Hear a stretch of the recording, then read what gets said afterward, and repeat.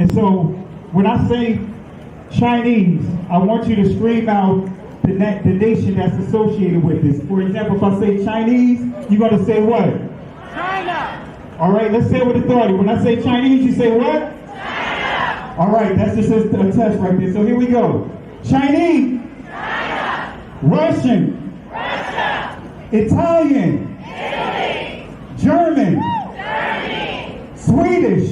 Sweden. Korean. Korea. Egyptian. Egypt. Nigerian. Nigeria. Black. Exactly. Nothing. Tell him, Pastor. Tell him, Pastor. Black, nothing. I hope you were able to successfully identify the issue.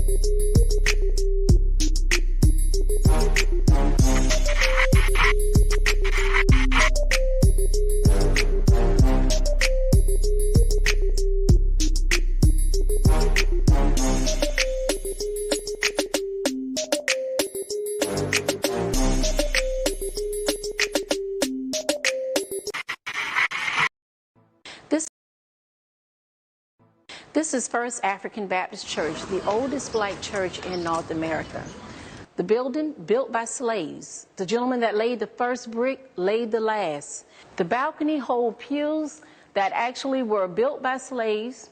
They have the oldest information in this building. That information is written in cursive Hebrew writing.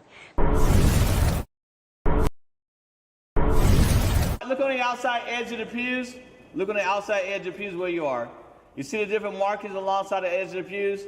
They represent the different tribes that made up our congregation back then and spoke over 6 different languages among themselves. These were small tribes enslaved by larger tribes and sold to Europeans as they came along the African coast. One of the major languages they spoke back then was that of Aramaic and also too of Hebrew, which means the writings read from bottom to top. Assalamu alaikum. Which means, peace be unto you. It's not a Muslim term. It's actually the same greeting which Christ gave into the disciples when he met them in that region. Most countries in that region read from right to left.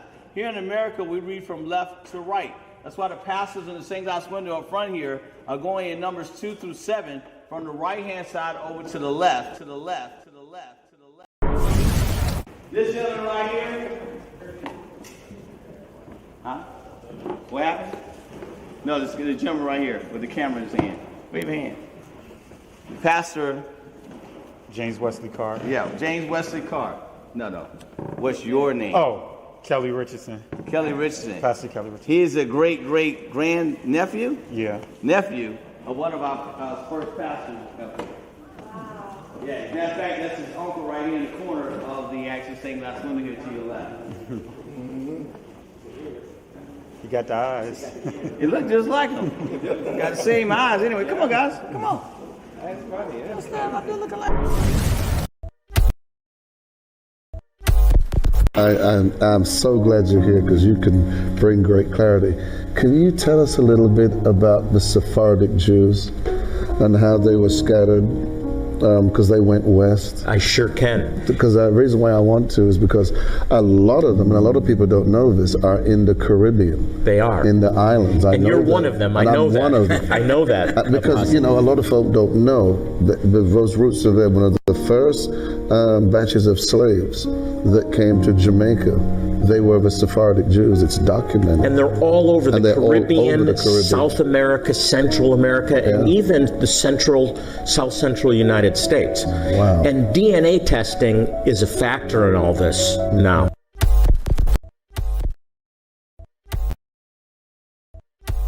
only one true ethnic Jew, the Mizrahi Jew, because they are Africans, and if you read the original Bible written in Phoenician Hebrew, they're not.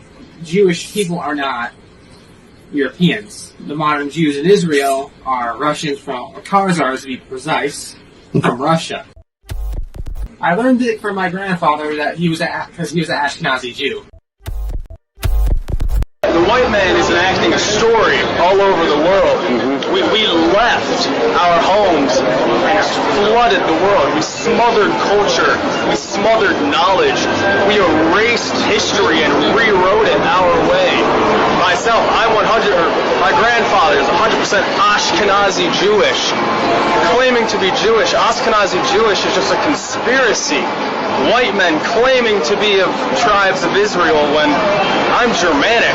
You know, I have no ties to Israel, no ties to Judaism. You know, except loosely written history that's been whitewashed over for centuries. And, you know, it's the Renaissance. Oh yeah, right. You wipe everything clean. It's funny how exactly the Renaissance. It's this rebirth, but it's white rebirth. I think at the same exact time the Renaissance is happening, Columbus is sailing to America and committing genocide.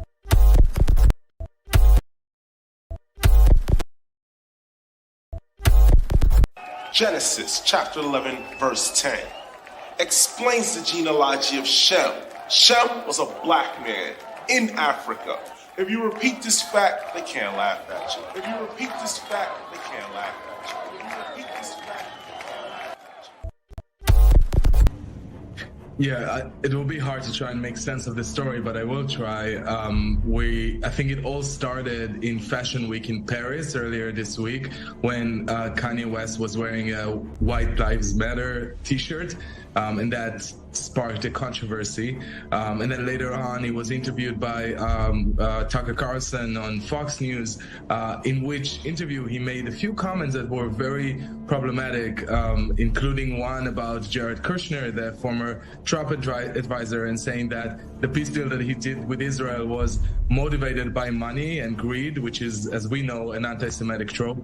And then things just gotten worse, and he took to Twitter and to Instagram, first on Instagram posting a private conversation between him and the rapper Puff Daddy, and claiming that Jews are the fake Jews and that the black community is actually the real Jews.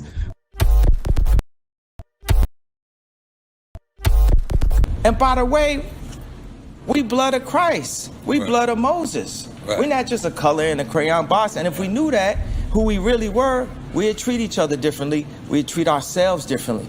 So when you say, I'm black and I'm proud, like, but of what? What concept are we understanding? They say, go see the African History Museum. Why do they start when the boats came? Why don't they start with the drums? When we was kings. No, they don't want it, but we are kings. But the 400 years doesn't have to deal with slavery. It has to deal with the Bible. It has to deal with us being disobedient to God. Right. And that's why we farm land that isn't our own. Record labels, the NBA, Hollywood. These boys be scared. They be sitting there. Michael B. Jordan be telling my cousin, like, man, I want to do what Ye do, but I'm just, I'm right here. Or, like Kevin Hart, like, man, I like that. I'm envious of what Dave Chappelle could do. The same people that have stripped us of our identity and labeled us as a color have told us what it means to be black and the vernacular that we're supposed to have. When the schools suggested, like, the herding systems, because what they do is take the black community and they separate us, and they separate the families, and the educated, they push this, need for higher education, and us as blacks, we discriminate against each other and say, well, I got my PhD and you don't have your PhD, so I'm better than you. And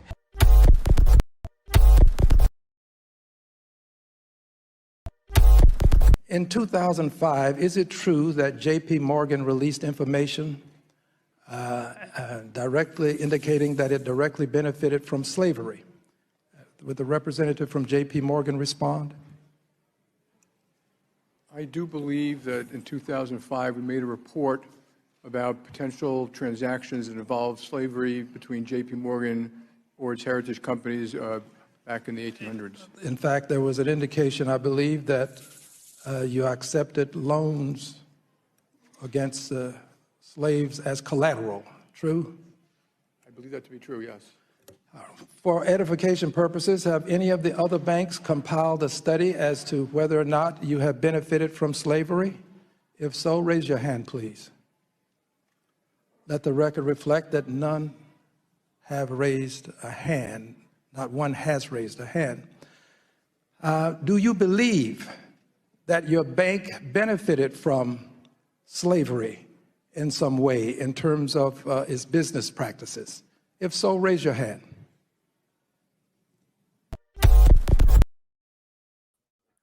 Want to say peace and blessings, family. Want to say peace and blessings, family. My apologies for my delay in jumping on here. I was trying to get my clips together, and I was pulling some old presentations up so that way I can put it inside this presentation, trying to update it. So it caused me to kind of get behind in my schedule.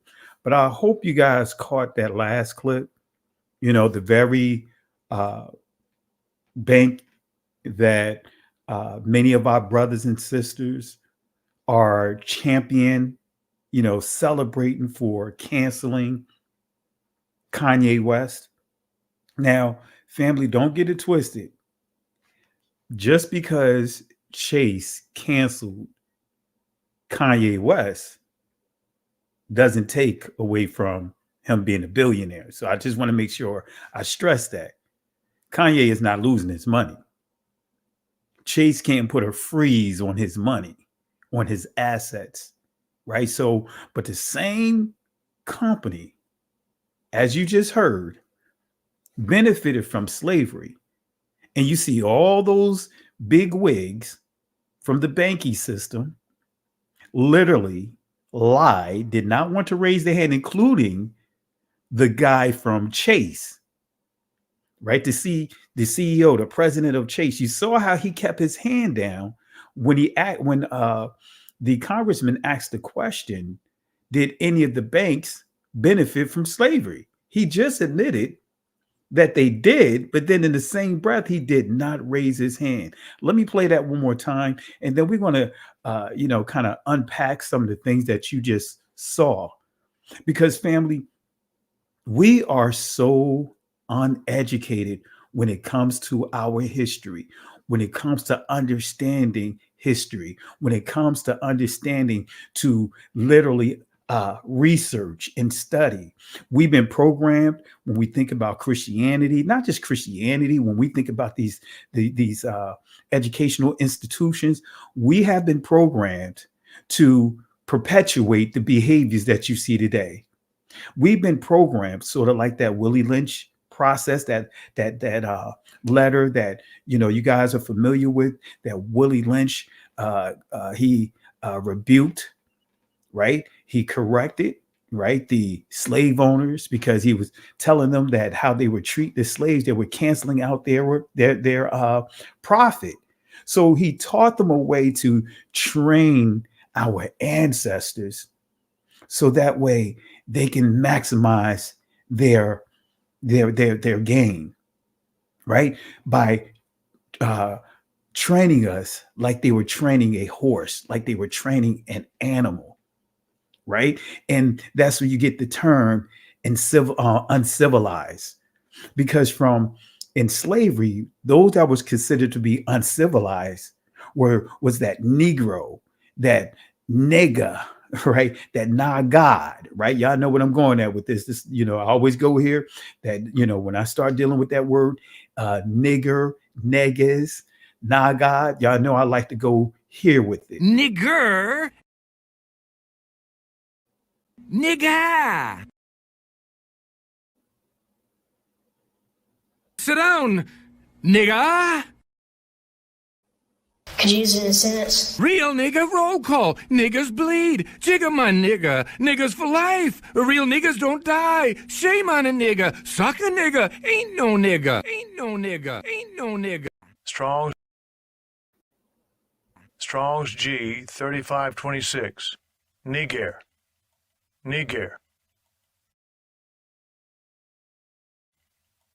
Strong's G 3526. Niger. Niger. Negus. Negus. Andrew, did you say the word loudly for the judges? Nigga. Negus. One more time. Nigger. Negus. Negus. Nigga. Negus. So I have to play that clip just so that way it really sinks in, right? Because when we hear that term, nigger, niggas, nagad, right? When we hear that term, right? Think about how many of us cringe when we hear that word, not realizing, as you see in that spelling bee, right? That was in his spelling bee. You could type it in on YouTube, right? White kid asked to spell niggas, right? Negus, and they gave him the information on what it means, right? So niggas, that word nigger, Nigger, and what we call Niger, Niger, which is really still pronounced nigger, right? They all come from the same word, niggas. That's why I played the clip from this online Blue Letter Bible, so you can hear niggas, right? That word niggas or neges, right, was describing Simon or Simeon, right?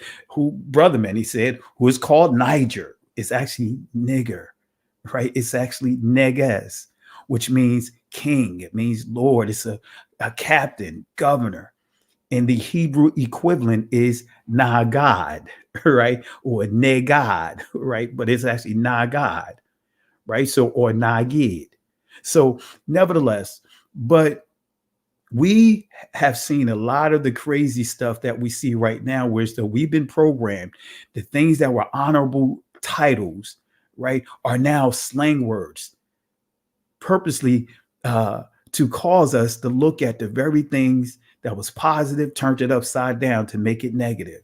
This is why many of our ancestors did not want to be called a Negro, because Negro was interchangeably used for slavery. It was very degrading of how the Europeans took positive words and made it into a negative word, made it into a slang.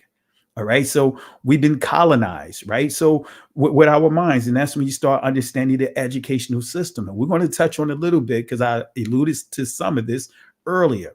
But I want you to pay attention to this clip one more time.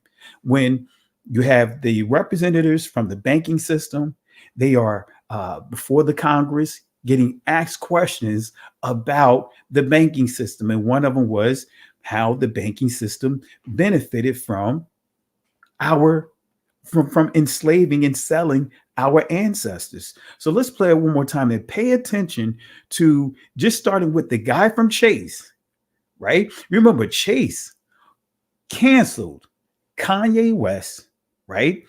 But, we have a lot of our people celebrating Chase. That's the delusion, family. That shows just how sick we are as a people, as a whole. This is where you start getting into Stockholm syndrome, right? Protecting the perpetrator, the abuse, siding with the perpetrator. And a lot of that has been done through Christianity. So let me play this video again, and we're going to cover a few things that I just want to highlight, and I may be able to pull some things out of my other presentations as well. But let's go back to that Chase, right? Let's go back to the Chase clip that I played. In 2005, is it true that J.P. Morgan released information directly indicating that it directly benefited from slavery? Would the representative from J.P. Morgan respond? I do believe that in 2005 we made a report about potential transactions that involved slavery between J.P. Morgan or its heritage companies back in the 1800s. In fact, there was an indication, I believe, that you accepted loans against slaves as collateral. True? I believe that to be true, yes. For edification purposes, have any of the other banks compiled a study as to whether or not you have benefited from slavery? If so, raise your hand, please. Let the record reflect that none have raised a hand. Not one has raised a hand. Do you believe that your bank benefited from slavery in some way in terms of its business practices? If so, raise your hand.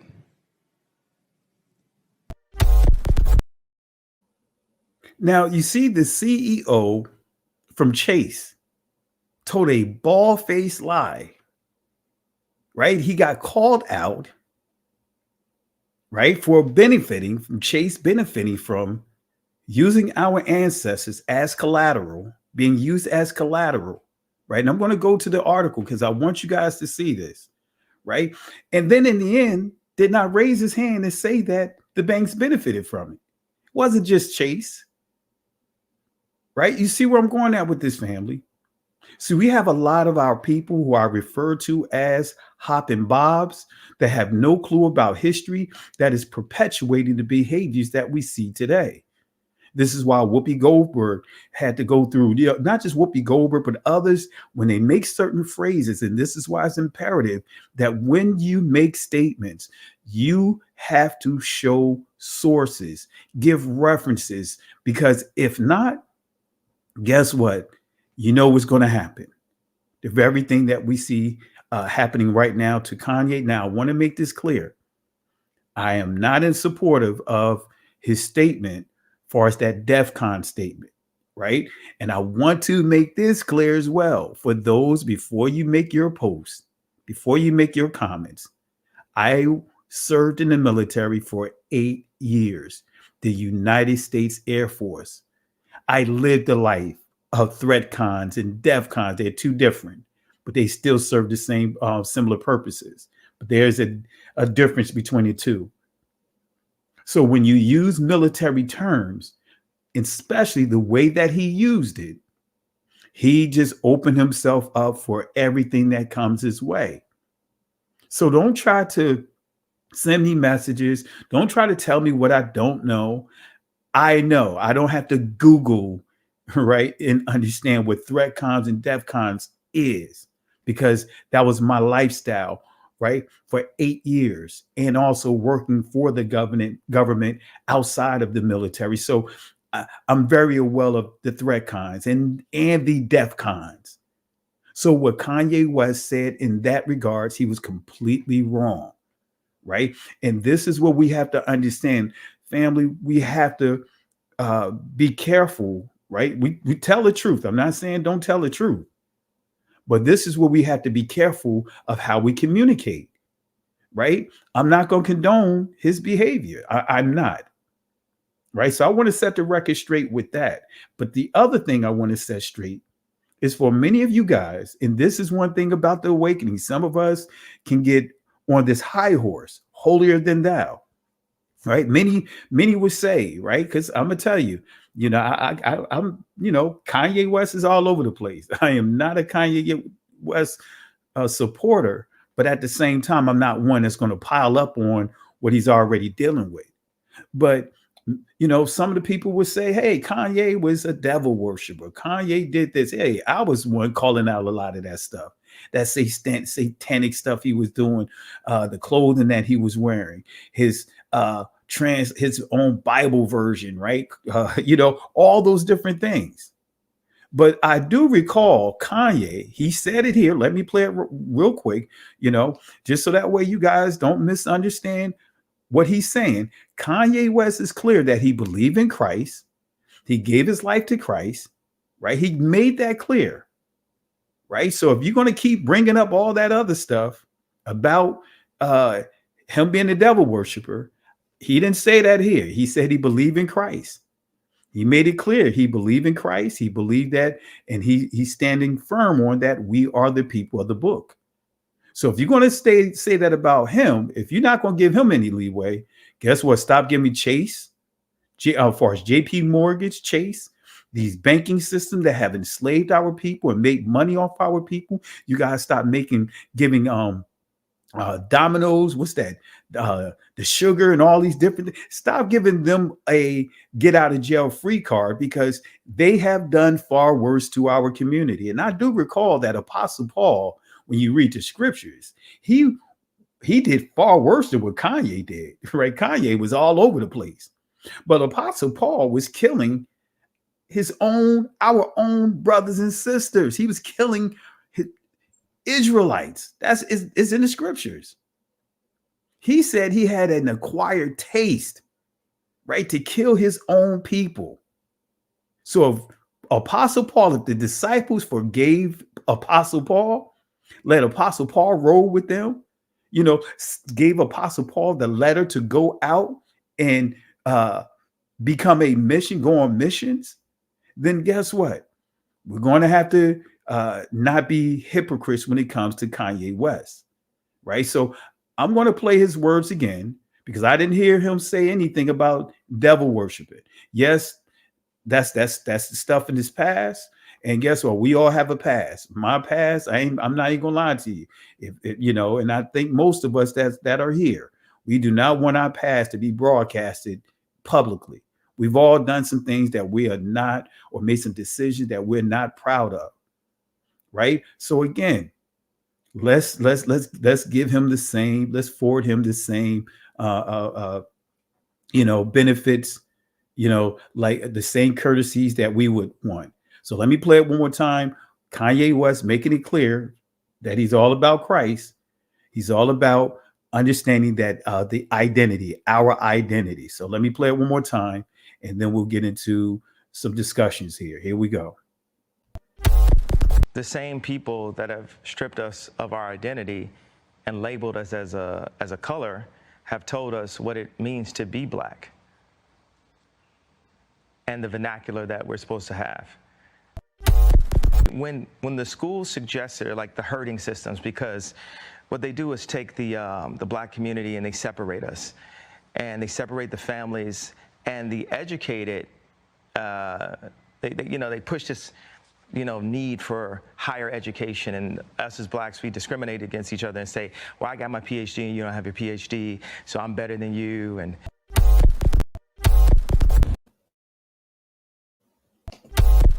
And by the way, we blood of Christ. We blood of Moses. We're not just a color in a crayon box. And if we knew that, who we really were, we'd treat each other differently. We'd treat ourselves differently. So when you say, I'm black and I'm proud, but of what? What concept are we understanding? They say, go see the African History Museum. Why do they start when the boats came? Why don't they start with the drums? When we was kings. No, they don't want it, but we are kings. Mm-hmm. But the 400 years doesn't have to deal with slavery. It has to deal with the Bible. It has to deal with us being disobedient to God. Right. And that's why we farm land that isn't our own. Record labels, the NBA, Hollywood. These boys be scared. They be sitting there. Michael B. Jordan be telling my cousin, like, man, I want to do what Ye do, but I'm just, I'm right here. Or, like Kevin Hart, like, man, I like that. I'm envious of what Dave Chappelle could do. So family, let's get into the lesson here. That's why I just wanted to play that clip, so that way you understand. Kanye West believes in Christ. Kanye West he's dealing with identity. He's talking about identity. He's teaching that we are the people of the book, right? We are Israelites, right? He makes that perfectly clear. And that's one of the things that was pointed out, was them saying, right? When I say them, the people in the news was referring to him as being anti-Semitic. And notice they brought up saying that we are the people of the book. Let me play that clip one more time, just so that way you can hear it and we get into the lesson. Here we go. Yeah, it will be hard to try and make sense of this story, but I will try. I think it all started in Fashion Week in Paris earlier this week, when Kanye West was wearing a White Lives Matter t-shirt, and that sparked a controversy. And then later on, he was interviewed by Tucker Carlson on Fox News, in which interview he made a few comments that were very problematic, including one about Jared Kushner, the former Trump advisor, and saying that the peace deal that he did with Israel was motivated by money and greed, which is, as we know, an anti-Semitic trope. And then things just gotten worse, and he took to Twitter and to Instagram. First on Instagram, posting a private conversation between him and the rapper Puff Daddy, and claiming that Jews are the fake Jews and that the black community is actually the real Jews. So you hear what he said, that the black community are the real Jews. That's the gripe, right? That's the real gripe, as he highlighted, right? Even though we know that Kanye West said some things that he should not have said, I'll say it again. You know, you cannot use military terms, right? And I'm not going to try to explain his words, right? I'm not going to do that. He gave words. If we have to explain what we believe that he actually meant by what he said, then he didn't do a great job in articulating himself. So if you have to try to explain what I actually meant, you know, and you just cannot go off of what I stated, then I didn't do a great job at really communicating, right? Relaying my message to you. So don't put words in his mouth. Don't try to explain what he said. He has to do that explaining. So, but again, now what we're going to deal with is some of the things that I have a gripe with. We're going to deal with, can he be anti-Semitic? We dealt with this earlier this week, but we're going to deal with it again. I'm going to reiterate what the court system says here about color, about race. We'll deal with that in a little bit. But I want to start off with some of the things. I want to address this JP Morgan thing, because I let you guys hear a video clip. And again, we have a number of Hoppin' Bobs. And let me just show you who Hoppin' Bob is for some of you guys that may not know who Hoppin' Bob is. But we have a lot of Hoppin' Bobs. And, you know, when I say this system is very crafty, they're very good at getting people from our community to do the dirty work. And what I mean by that is to go out here and say things that they, when I say media and certain groups want to say, but know that they cannot say it. So they'll get someone like a Hoppin' Bob to do it for them, do their dirty work. Hoppin' Bob, here's Hoppin' Bob right here for those that don't know who Hoppin' Bob is. This is Hoppin' Bob. You run afoul of Bob, you run afoul of me. You run afoul of Bob, you run afoul of me. You run afoul. I'm tired, boss. He said it's too hot, boss. He tired. Too hot. He tired. Uh-huh. You tell that lazy jigaboo the state of Mississippi I ain't interested in his meteorological assessment. Listen up, jigaboo. State of Mississippi ain't interested in your meteorological assessments. You tell him the state of Mississippi is only interested in getting this here ditch cleared by sundown. State of Mississippi wants this here ditch cleared by sundown. You got that, boy. Got it. He don't sound like he from around here. He from New York City, boss. He from New York City, boss. He from New York City, boss. So, family, I got to start off right now. I know I'm getting into it early, but I'm going to have to pull out the garbage can, you know, to the foolishness that we see. So I'm going to pull out the garbage can a little early. And family, if you got some garbage cans that you want me to acknowledge here, you want me to give the garbage can, let me know. But I got to put the Hoppin' Bobs and the Hoppin' Bobettes garbage can.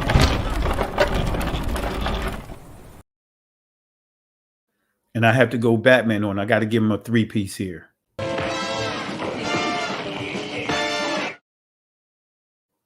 And matter of fact, let's give it a couple of sides.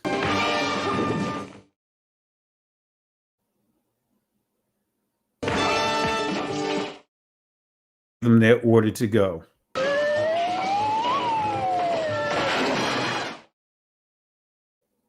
All right. So now let's deal with some of the things that Kanye West is dealing with right now.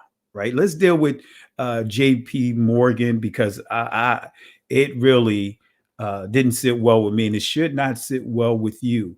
Family, what we should all do, should have already done already. Been have come together to do this.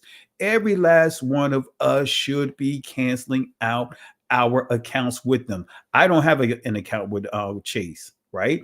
I canceled our account, closed it out years ago. We had an account with what's that? Wells Fargo, right? Years ago.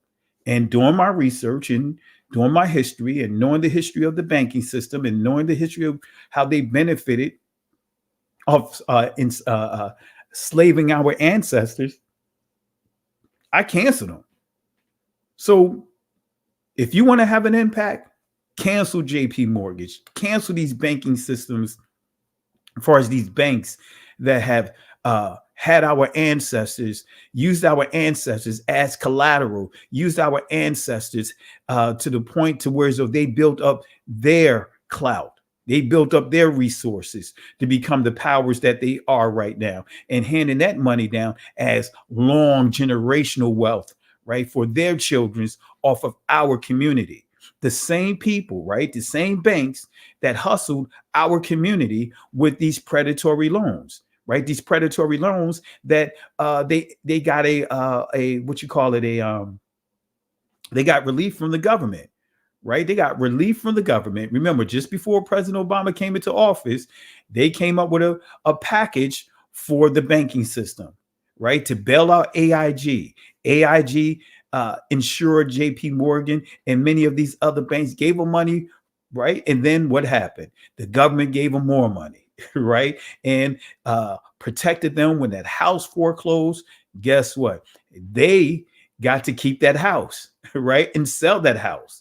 They done made so much money off of us, but sold predatory loans to our community, right? Knowing that the people couldn't afford it, knowing that they was jacking up the interest rates, putting all kinds of balloons and things along. Man, they did all kinds of things, and not a single person went to jail. Not a single person went to jail. Come on, family. We got to keep it real. They got all kinds of bailouts and still getting bailouts, but they want to mock the women in our community by calling the women in our community, you know, Ronald Reagan calling the women in our community welfare queens. But they don't talk about, right, a particular community, the Jewish community as we know it, the big scandal that went on up in New York and New Jersey, right, in Connecticut, the welfare fraud, millions and millions of dollars. Right? You don't hear about those things, but you always see someone from our community at the face of them, at the face of these different crimes.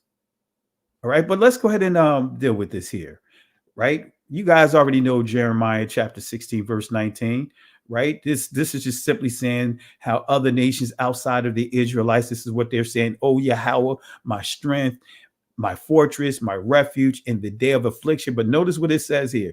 The Gentiles, right? All those that are not blood descendants of Israel, right, shall come unto thee from the ends of the earth and shall say, surely our fathers have inherited lies, vanity, and things wherein there is no profit. So think about this collateral damage, right? In the military, you also hear the term friendly fire. Right, that's taking a life, injuring someone on your side, right? Your own soldiers, your own people that you are in going to war with, right? They call it friendly fire, right? So this deception is so thick that many of these people don't care about some of their people getting caught up in these lies, in this agenda that they have, right? Because yes, our people got caught up there with the predatory loans, but guess what? They did that to their own people too. But the target was primarily our community. So that's collateral damage. That's collateral damage, right? These people don't care. Look at what Enron did with their employees. The bigwigs got rich, but guess what? Collateral damage at the expense of many of their own people to get rich off of. Collateral damage. People lost their pensions. Sad when you seeing people work all their life to retire, and then they end up working at Walmart and working at Lowe's because they don't have a single dime in their retirement. But the Gentiles shall come unto thee from the ends of the earth, and shall surely say, or shall say surely, our fathers have inherited lies, vanity, and things wherein there is no profit. So anti-Semitic, right? Remember, we were dealing with anti-Semitic, right? Are these comments right here anti-Semitic, right? Can Kanye West be anti-Semitic, right? We're going to deal with that again, just for those who wasn't here earlier this week. We'll do a refresher on it. But guess what? This right here, this phrase right here, this is poor. This is terrible, right? This is terrible. If in the words of Charles Barkley in his voice, straight terrible, just straight terrible. It's just straight terrible, right? You know how Charles Barkley talk, right? But is this anti-Semitic? When I wake up, I'm going DEFCON 3. DEFCON. He didn't say DEFCON. He said DEFCON 3 on Jewish people. Is that considered anti-Semitic? See, we got to put things in this proper perspective, right? You could be a hate group, right? You could say some hateful things, but doesn't mean that you anti-Semitic, right? Yes, he can deal with some repercussions for putting comments out here like this, but it doesn't mean that you're anti-Semitic far as him. And I'm gonna explain why. This is the delusion that we're up under when we get to the other part and unpack the other part of this statement here, right? But this right here is a dumb message. It was very inconsiderate. It was not thought out. This was something that he should not have posted, no matter how you slice and dice it, right? No matter how you slice and dice it, he should not have said this here, right? But anyway, right? Let's deal with Chase. Right? Because of that, does Chase have a leg to stand on with their actions? Because of that, does Chase have a leg to stand on with their actions? Right? Because you guys didn't know that Chase used our people as collateral. They owned slaves. Let me give you some facts here, right? I played the recording. I played the video with the bankers on Capitol Hill giving an account. You heard the person, the CEO, the president of Chase confirm, even though he tried to talk around it, he tried to spin it, he tried to lighten it up, he tried to make it seem like he was not familiar, he tried to really tread lightly on it, right? But let's see what this article say. This is the Guardian. The article titled Bank Admits It Owned Slaves. This article came out in January 2005, January 21st, 2005. Let's see what it says. Bank admits it owned slaves. America's second biggest bank, J.P. Morgan Chase, has made a rare apology for its subsidiaries' involvement in the slave trade 200 years ago, admitting that it accepted slaves as loan collateral and ended up owning several hundred. This article goes on to say the Wall Street heavyweight said part of the business accepted thousands of slaves as collateral on loans made to plantation owners in the South in the early 19th century. Citizens Bank and Canal Bank in Louisiana, both now part of J.P. Morgan, served plantations from the 1830s until the American Civil War, which ended in 1865. The banks sometimes took ownership of slaves when the plantation owners defaulted on loans. The company estimated that between 1831 and 1865, the two banks accepted approximately 13,000 slaves as collateral and ended up owning about 1,250 slaves. So we see that they benefited from it. But if you listen to the person from Chase, and you know the numbers are going to always be listed lower, much lower, but we know they benefited far more than what we see. But even if you look at these numbers, 13,000 slaves, the average slave sold for about $1,000, right? Even though it's more, I'm being generous with that, $1,000, right? So you add two more zeros there, you're looking at what, $1.3 million? Now, that may not sound like a lot of money in this day and time, but 1831 through 1865, that is a lot of money. Collateral, right? So let's listen to Chase one more time. Let's listen to the CEO one more time. Let's listen to that president one more time as he tap danced around the issue, as he tried to soften, try to minimize Chase involvement in the transatlantic slave trade, enslaving our ancestors, actually the transatlantic world war. I don't like to call it a slave trade because it was a world war. So let's hear it again one more time. Here we go, where it is. Here it is. In 2005, is it true that J.P. Morgan released information directly indicating that it directly benefited from slavery? Would the representative from J.P. Morgan respond? I do believe that in 2005 we made a report about potential transactions that involved slavery between J.P. Morgan or its heritage companies back in the 1800s. In fact, there was an indication, I believe, that you accepted loans against slaves as collateral. True? I believe that to be true, yes. For edification purposes, have any of the other banks compiled a study as to whether or not you have benefited from slavery? If so, raise your hand, please. Let the record reflect that none have raised a hand. Not one has raised a hand.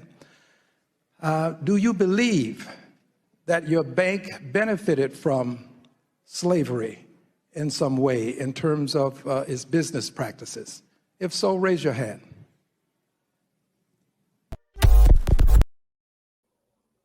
So you see, the very guy from Chase, he said, I believe it to be true, tried to minimize it, but then in the end, kept his hand down.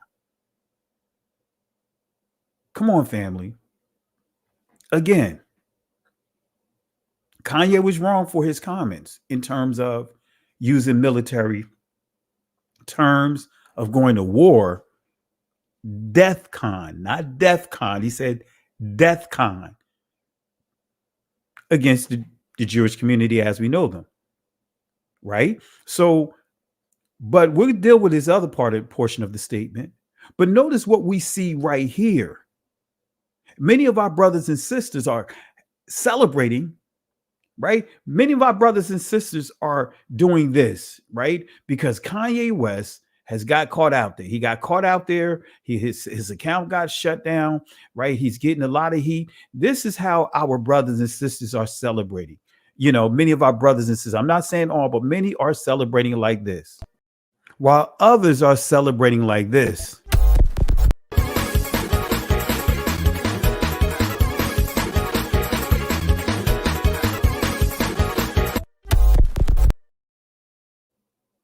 Yeah, celebrating. But how many of you hear those same people that are celebrating talking about this? They're not discussing this. See, while some of our brothers and sisters are laughing at what's happening here with what Chase has done with Kanye, well, Chase is actually laughing the loudest because many of us still got our money inside their banking system. Many that are laughing at Kanye West, guess what? Have their banks, have their finances, have their direct deposits going right inside their banking system. They making all kinds of monies off of your money sitting there. Many of you guys have your mortgage going through there. Come on, family. Come on, family. We got to be real about this. We have to be real about this. And some of our people, that's right. I got to pull out that garbage can. Man, that garbage can is going to be empty. We may have to get a new garbage can before the night is over, because I'm going to do this quite often.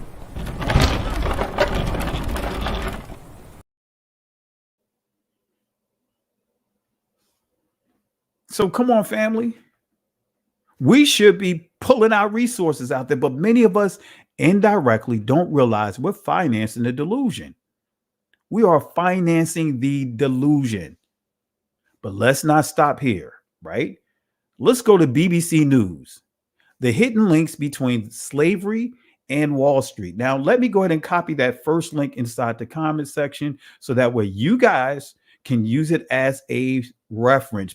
You know, if you having this engaging in this type of this discussion about this issue, or you just want to give facts and proof how Chase and some of the, if you're having this discussion, you have sources that you can bring up now. So I'm going to drop this link inside the comment section for your reference. Here it is. So that's what I just read. Chase participation in the transatlantic world war, right? It's been dumbed down to saying slave trade, right? It was a world war. If I have time, I'll pull up some sources just to prove to those that are watching for the first time, proving that the transatlantic slave trade was actually a world war. Our ancestors were raptured. Raptured means rape. It means kidnap. It means to abduct, right? That's what it means, abduct, right? So we are the sons and daughters. They were prisoners of war, and we are the sons and daughters of those prisoners of war, all right? So let's go to another article here. The BBC News, the hidden links between slavery and Wall Street. This was published back in August 29, 2019, right? Let's see what it says. The hidden links between slavery and the Wall Street, right? In Wall Street, some of the largest insurance firms in the United States, notice what it says, New York Life, AIG, and Aetna. Wait a minute. New York Life, AIG, and Aetna sold policies that ensured slave owners would be compensated, as you see here, if the slaves they owned were injured or killed. So you see insurance companies, you still hear some of these, New York Life, AIG, Aetna. Many of you guys got your health care going through Aetna. They making buku money off of us. Man, we should not have to pay for any medical. We should not have to pay for any educational expenses. We should not have to pay for any of these things. Right? But it says here, sold policies that ensured slave owners would be compensated if the slaves they owned were injured or killed. It goes on to say in this article, in 2005, JP Morgan Chase, currently the biggest bank in the United States, admitted that two of its subsidiaries, Citizens Bank and Canal Bank in Louisiana, accepted enslaved people as collateral for loans. If plantation owners defaulted on loan payment, the bank took ownership of these slaves. It goes on to say, JP Morgan was not alone. Let me say it again. JP Morgan was not alone. Do I need to say it again? Let me read it one more time, right? I'm not going to do slow motion right now, but let me read it one more time. JP Morgan was not alone. What? The predecessor, right? Notice what it says here. The predecessors that made up Citibank, What? Bank of America, What? Wells Fargo, What? are among a list of well-known U.S. financial firms that benefited from the slave trade.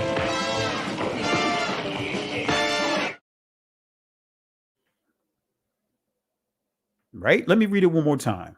J.P. Morgan was not alone. The predecessors that made up Citibank, Bank of America, Wells Fargo are among a list of well-known U.S. financial firms that benefited from the slave trade. Come on, family. Come on, family. Some of you guys are still banking with these people. You still allowing your money to sit inside their banks. And they're making so much money off of us. Financing the delusion.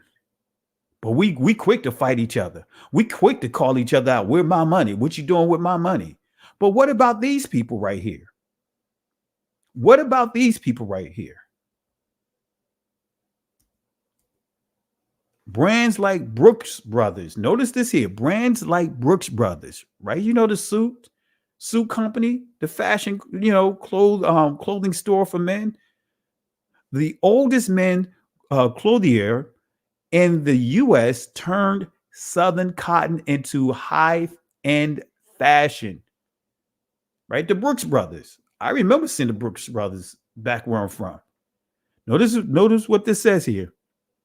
Domino's sugar. How many of you guys done had that yellow bag of sugar? Right? Do you know that the sugar cane fields with the worst fields to work? Do you know that they just discovered this about 4 or 5 years ago? A slave burial out in Texas. Hundreds of our ancestors buried, piled on top of each other. Body parts missing because of being mangled, right? Being deformed by these sugarcane machines. Do you know that that was one of the worst places slaves begged not to go to a sugarcane plantation? Their life cycle was, it shrunk tremendously. They would, basically replace us like we were parts, auto parts. Somebody arm get ripped off, they put somebody else in their place. Was getting mangled.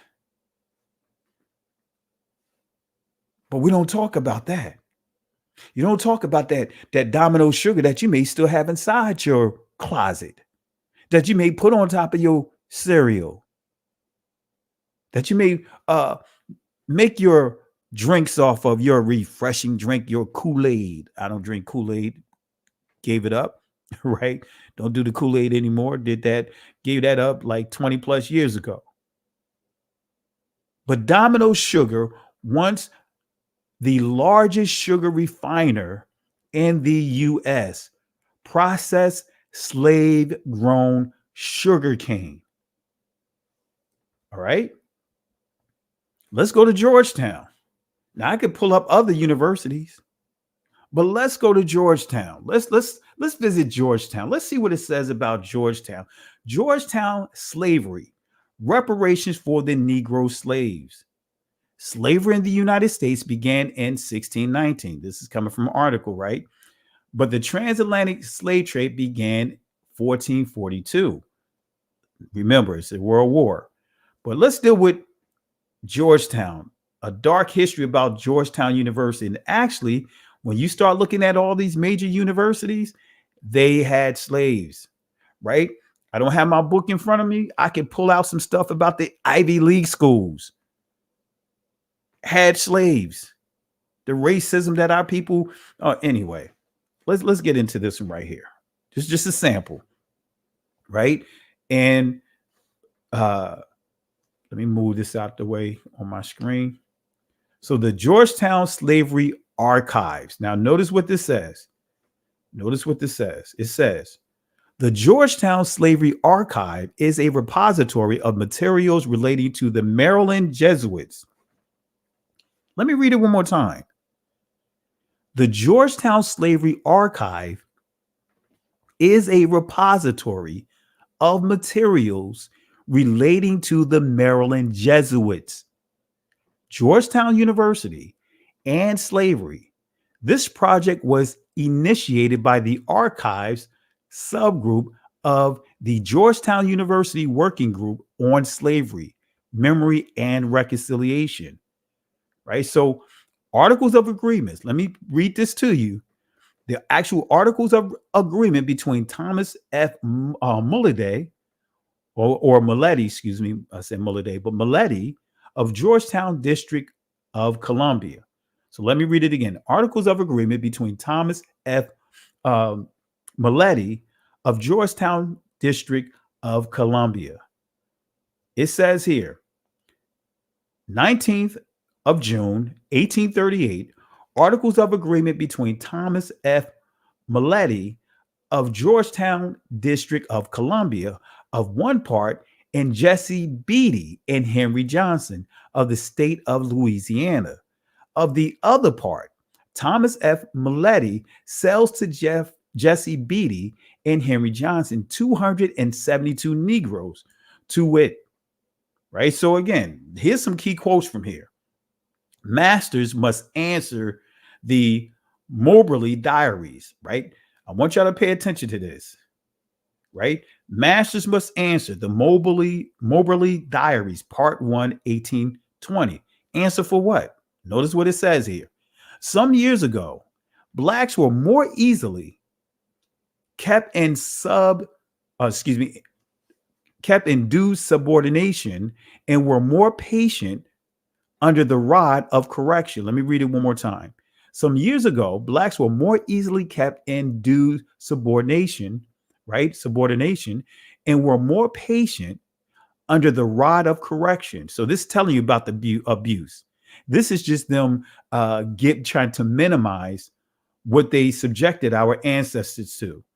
They were subjected to cruelty, family. It wasn't just, all right, like like we would think of a paddle. This was them being brutalized. So matter of fact, let me copy this as well. Let me put this into the chat. I didn't put the link in here, but you just type this into your Google search and you could go right to what I am reading. So let me copy this here right now. All right. So you guys can make a note of this and add this to your records. Okay. So notice what it says again. Let's go back here. It says some years ago, blacks were more easily kept in due subordination and were more patient under the rod of correction than they are now, because then this discipline flourished, but now it is going to decay. So they're saying, that being that they're not beating them as much, now they're saying they're not disciplined. That's what this diary is saying, 1820. The present white generation seemed to lose sight of the old observation: the better a Negro is treated, the worse he becomes. Notice what it says here. This is coming from the diaries. This is Georgetown University, slavery archives. The better a Negro is treated, the worse he becomes. Let me read it again. The better a Negro is treated, the worse he becomes. This is coming from Georgetown Slavery Archives, right? It says it is, in other words, may be struck out, said that the experimental truth of the above observation gave rise to the following lines: tender-handed brush a nettle, right? So what is the subject? What is the subject? Well, let me show you the subject here. Slaves' abuse of slave labor, slaves' United States social conditions, master and servant. So that's what the whole subject is about. So let's go here. Master must answer for their slaves. This is on page 142, right? So masters must answer for their slaves for exposing the lives of their slaves by not providing them with beds and comfortable housing. Man, if you only went to some of these slave plantations, you'll see some of my ancestors, they were so cramped up in a small space. Some of them, their feet actually reached through the walls, stretched through the walls. Especially one of the ugliest things that some of the terrible things that we were subjected to, whereas though a house of 20 plus of our brothers and sisters were in burned to the ground, so cramped up. Anyway, that's a whole nother discussion. Notice this here. Notice some of the things that they caused our people to be subjected, the sexual abuse that happened within our community. that they were promoting because of the lodging. Notice what this says. Permitting whole families of children without regard to sex to sleep in the same bed. So they were having girls and boys sleep in the same bed as adults. They had girls, children sleeping in beds with grown men, slaves. Come on, family, look at this. Permitting whole families of children without regard to sex to sleep in the same bed, by which means they become corrupt in their tender years. These are the strongholds that it produced. These are the perversions that it produced. This is Georgetown. How many of you guys are wearing Georgetown shirts and paraphernalia? How many of you guys are wearing that paraphernalia? How many of you guys are wearing Georgetown baseball caps? Oh, I'm a Georgetown fan. Are you still going to be a Georgetown fan? Are you going to still support them after seeing this here? Probably so, because our people still supporting New Orleans Saints. That fleur-de-lis that's on the helmet was used to cut the hamstring of our ancestors, to castrate our ancestors, to brand our ancestors, to put slit their nose, deform their faces, put their face over heat. Anyway, but some of you guys still gonna wear the New Orleans Saints. Still gonna be a big say, I'm a New Orleans Saints fan. You guys are still gonna roll with that.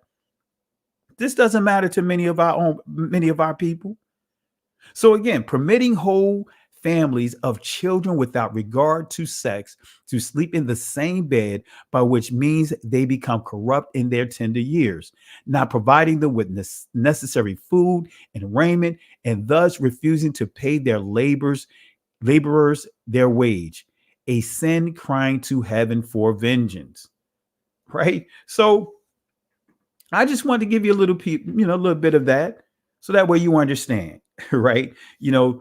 The educational system benefited from having our people enslaved. So we saw the banking system, we see the educational system, but we're not going to stop there. We are not going to stop there. Let's go to another area. Does the Jews run or control Hollywood? Right? Because, that's one of the things that you hear. If you hear someone say that, right, the Jewish community is going to call that person anti-Semitic. You guys know what I'm talking about. They're going to refer to that person as anti-Semitic. Well, let's answer this question here. Let's answer it. Let me go to this article here. LA Times. Who runs Hollywood? Come on. Joel Stein or Joel Steen. This is a Jewish journalist. He wrote this article. So you can pull him up. You can look up his name, Joel Steen or Stein, and you'll see this is not anyone from our community. This is Joel. This is a Jewish person as we know them. This is someone from the Jewish community, more than likely the Ashkenazi community. And many don't know the Ashkenazi community make up like 90% of that community, right? But anyway, Joel Steen, December 19, 2008. Let's see what it says. This is coming from the Los Angeles Times. Who runs Hollywood? Come on. Notice what it says. I have never been so upset by a poll in my life. Only 22% of Americans now believe the movie and television industry are pretty much run by Jews. It says only 22%. It says down from nearly 50% in 1964. Notice what he says here. Notice what this Jewish journalist writes.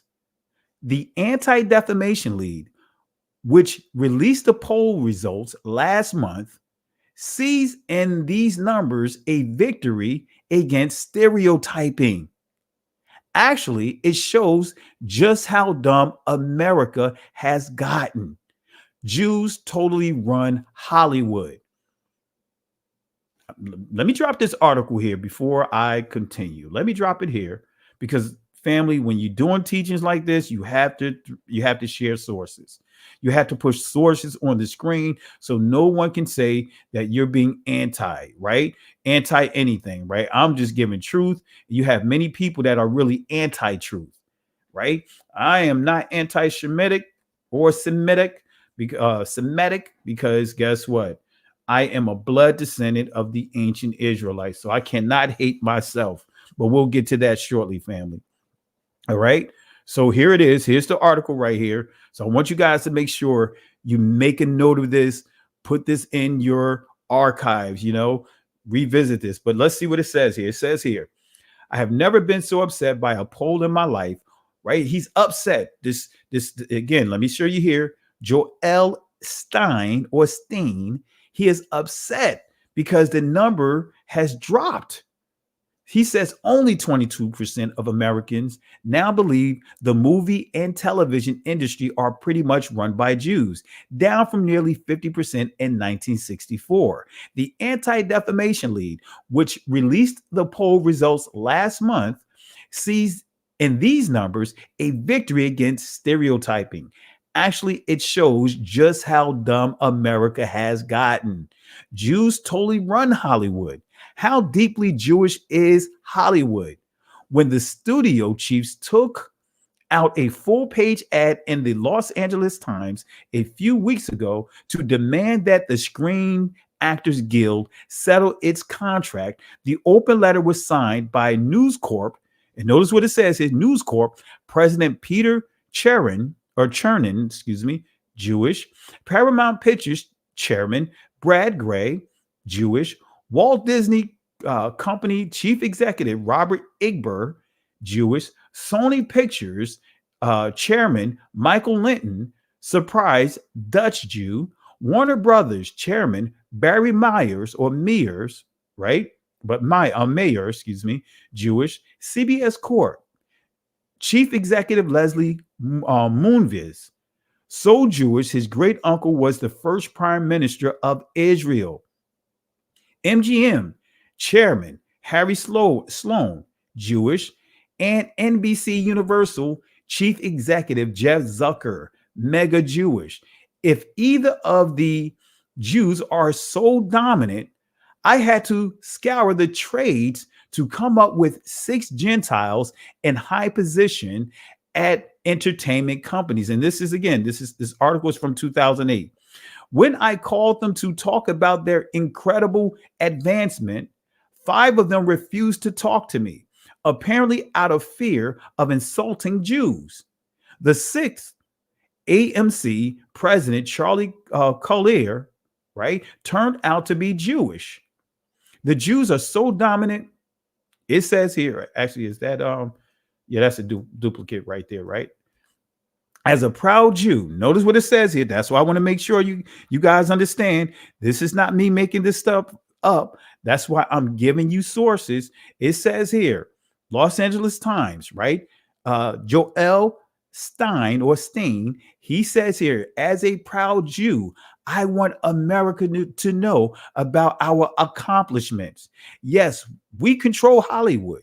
Without us, you'd be flipping between the 700 Club and Davy and Goliath on TV all day. So what he's stressing here, had it not been for them running Hollywood, it had it not for them for their contributions and all, guess what? Hollywood would be boring, right? You'd just be watching the 700 Club and Davy and Goliath. That's what he's saying here, right? So he says, so I've taken it upon myself to reconvince America that Jews run Hollywood by launching a public relations campaign because that's what we do best, right?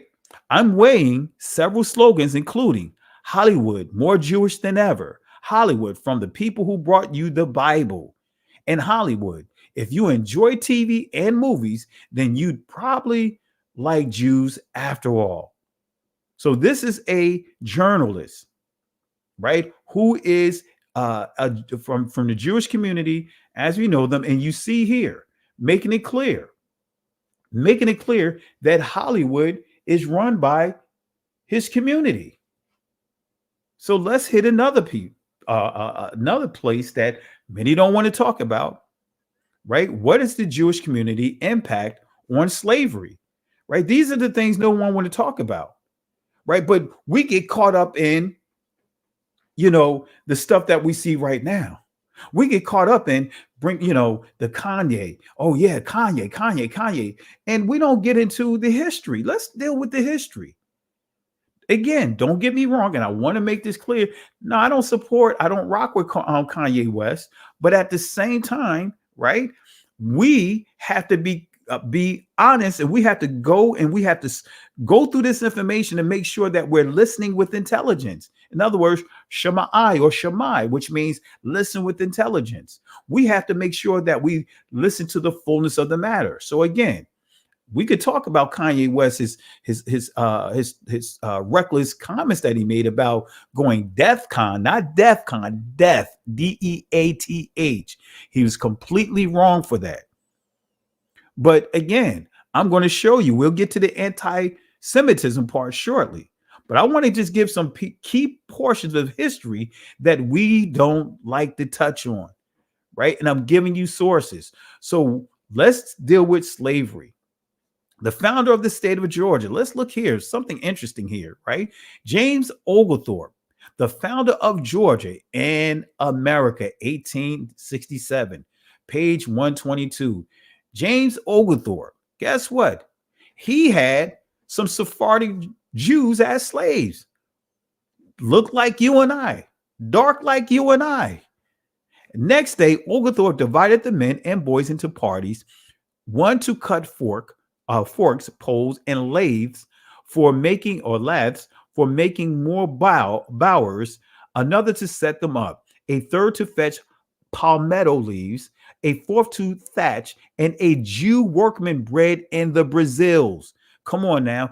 They're referring to someone from our community, because you don't refer to Caucasians as being bred. That's animal, because when you look at, for example, how they treated us like animals. And this is why you have what is called the phrase breeding of slaves. They bred us just like how people breed dogs today. That's what they were doing to our people. So a Jewish workman bred in the Brazils, who had come from Savannah to them to perform all this nimbly and neatly. But here's another source, right? Here's another source. I just want to give you sources, family. I'm not giving you opinions. I'm giving you sources. Now, this is a book, Jewish and Judaism in the United States, a documentary history. Notice who it's from. Rabbi Mark Lee Raphael. Right. So this is not coming from me. This is not coming from Kanye. This is not coming from anyone from within our community. This is a rabbi. This is more than likely an Ashkenazi Jew. Right. And I'm not saying that as a derogative term, but I'm letting you know, guess what? The type of Jew that this person more than likely is, looking at the name here. Rabbi Mark Lee Raphael. Right. 1983. This is his book. This is coming from his book right here. Jews and Judaism in the United States, a documented history, right? So we're going to highlight page 14, and we're going to also skip to 23 through 25. But notice what it says here.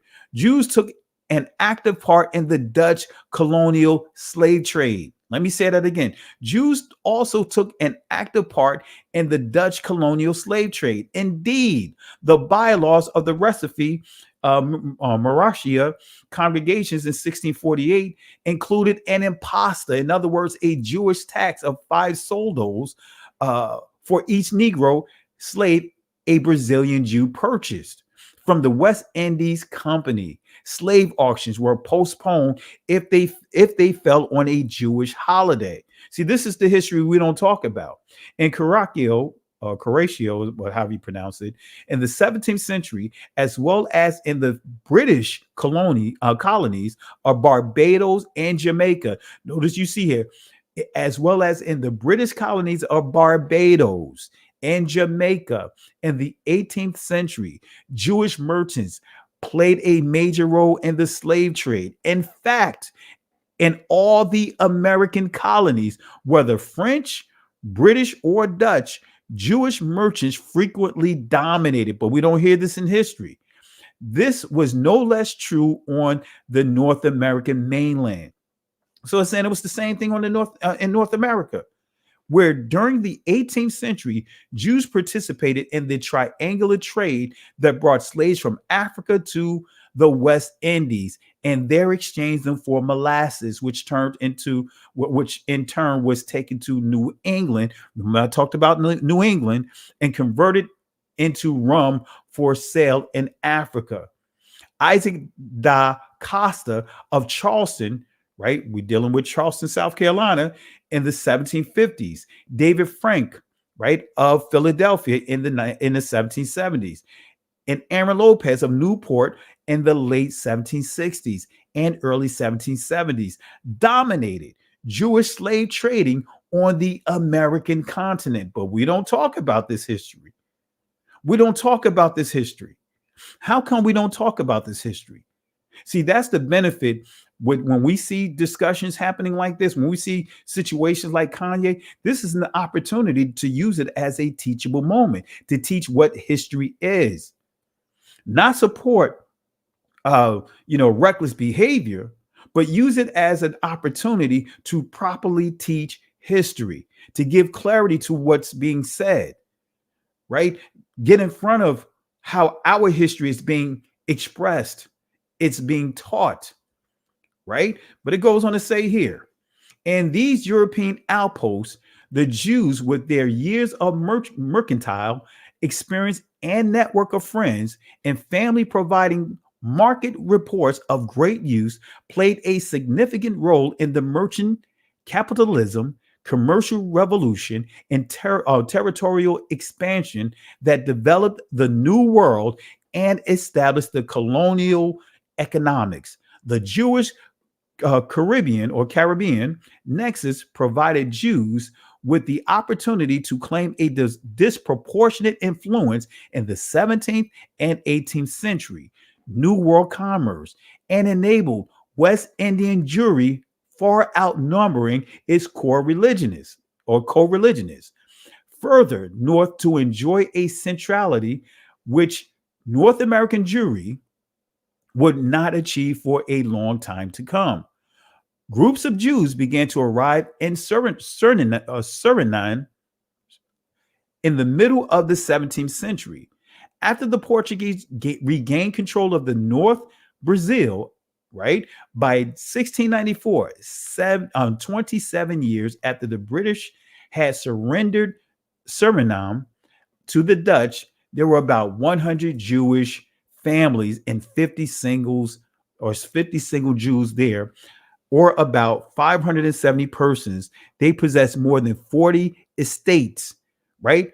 40 estates, family. You have to understand these. When you're talking about estates, we're not talking about 10 acres. We're talking about hundreds and upwards of thousands, because each person, they designated a certain amount of acreage per person, right? So a family can have 1,200 acres of land easily, right? 40 estates and 9,000 slaves contributed 25,905 pounds of sugar. Wait a minute, we just read about Domino's sugar, right?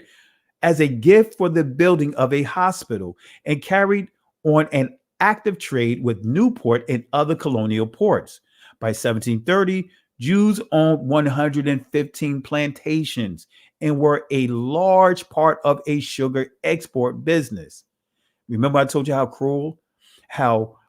cruel the sugar plantations were, which sent out 21,680,000 pounds of sugar to European and New World markets in 1730 alone. Just in that year alone, slave trading was a major feature of Jewish economic life. In Suriname, which as a major stopping off point in the triangular trade, both North America and the Caribbean Jews played a key role in this commerce. Records of a slave sale in 1707 revealed that the 10 largest Jewish purchasers And as you see here, spent more than 25% of the total funds exchanged. So family, so I'm giving you sources, but we don't talk about these things. See, we've been conditioned to beat up on each other. We're conditioned like with the Kanye West situation, right? Many of our people are celebrating Kanye West, right? The beatdown of Kanye West. Many are celebrating the whole situation with Chase. Now look at this. Look at the stuff that Herschel Walker has said about our community. But look at him being pushed for a Senate position. Look all the stuff that Kanye West has said about our community. Let's be real. But when did he become a problem? When did he become someone that now action has to be taken against? It was all right for him to insult our ancestors who was forced into slavery, that everyone, all these religious systems participated. Judaism, Christianity, Catholicism, Hinduism, Islam, all of them participated in rapturing our people. He said some off the wall stuff that made me want to just go off. But guess what? He still had his channels. He still made even more money. He made more money. It seemed like the more he began to talk about our community, he made more money. So let's deal with, again, anti-Semitic, right? So we dealt with the first part of this, and we all agree he should not have said this first portion here. This is wrong. DEFCON. He's wrong for saying this. DEFCON, right? He didn't spell it death, D-E-F, con. He spelled it death, con, 3, right? But let's go to the other portion of this phrase, or of this Twitter post, rather. The funny thing is, I actually can't be anti-Semitic because black people are actually Jews. Also, you guys, well, we'll stop right there. Right. And also, he said, you guys have toyed with me and tried to blackball anyone who ever opposes your agenda. Right. So, again, let's unpack this here. Let's unpack this area right here. Right. Let's unpack this. Right. The funny thing is, I actually can't be anti-Semitic because black people are actually Jew. OK. Right. Let's go in. Let's go on this. Let's go in. Let's go in. Let's break this down. Let's break this down. And I'm going to ask you a question, family. Is this anti-Semitic, right? Let's go back here. Let's go back here. Based upon how it's defined right now, is this anti-Semitic, right? What he said right here. The funny thing is, I actually can't be anti-Semitic because black people are actually Jews. Is that an actual anti-Semitic, considered anti-Semitism? This portion of because black people are actually Jews. And you heard that Jewish person that was in the interview with the news outlet. Let me play it one more time so you can hear it. Let me play it one more time. Let's go to it so you can hear what he said for those that are just joining in late. Let's see here. Let's see what he said. Yeah, it will be hard to try and make sense of the story, but I will try. I think it all started in Fashion Week in Paris earlier this week when Kanye West was wearing a White Lives Matter t-shirt, and that sparked a controversy. And then later on, he was interviewed by Tucker Carlson on Fox News, in which interview he made a few comments that were very problematic, including one about Jared Kushner, the former Trump advisor, and saying that the peace deal that he did with Israel was motivated by money and greed, which is, as we know, an anti-Semitic trope. And then things just gotten worse, and he took to Twitter and to Instagram. First on Instagram, posting a private conversation between him and the rapper Puff Daddy, and claiming that Jews are the fake Jews and that the black community is actually the real Jews. All right, so I appreciate G. Birch for making your comment here. I really appreciate you for posting your comment, and I'm going to read it here so that way we understand. And I'm going to actually answer this question. So bear with me now. I'm getting to that point, but I'm going to actually prove to you with the court system that a person that is Shemitic or Semitic cannot be anti-self. Right? Because if you anti-self, that means you have a mental issue, right? But I'm gonna give you clarity here. G. Birch stated that, let's say the original Jews were indeed black, which is probably true. That does not mean an individual person of whatever color can't be anti-Semitic, right? So I'm gonna actually answer this. Your response. I'm gonna give you actual clarity with court cases, right? Because this is the thing that, truth be told, I think all of us, that word Semitic or that phrase anti-Semitic, it can be very confusing. And I think most of us, especially coming up in Christianity, even though I knew my identity, I knew that through my family tradition and all, we were told from being kids that we're Israel, that we're blood descendants of Israel, right? But I just want to answer this question because I appreciate you for making the post. And again, and family, let's not be disrespectful to G. Birch, but I just want to use this as an opportunity to answer this question because guess what? Many of us actually believe this right here because the way that we're taught about the word Semitism and even the phrase anti-Semitism, right? So I'm going to answer that. Appreciate it, G. Birch, for you posting the comment here. So again, not here trying to embarrass you or anything like that by pulling your comment up here, but let's go ahead and answer this here because I want to give clarity to what you pointed out. So is Kanye correct, right? Can he be anti-Semitic, right? Here's the etymology of Semitism, right? We covered this earlier this week, but we're going to cover it again, a refresher. Let's go to Semitic. Notice what it says here. Denoting the language group that includes Hebrew, Arabic, Aramaic, Assyrian. So we see this word Semitic was actually referred to initially as a language group, right? And when you understand the etymology dictionaries, we see that these are referring to the evolution, so to speak, the morph. That's getting into morphology, but how the word evolved over time in terms of the meanings. So in 1797, this was actually Semitic was actually being used as a language group, not as a phrase of identity. It was dealing with a language group. All right.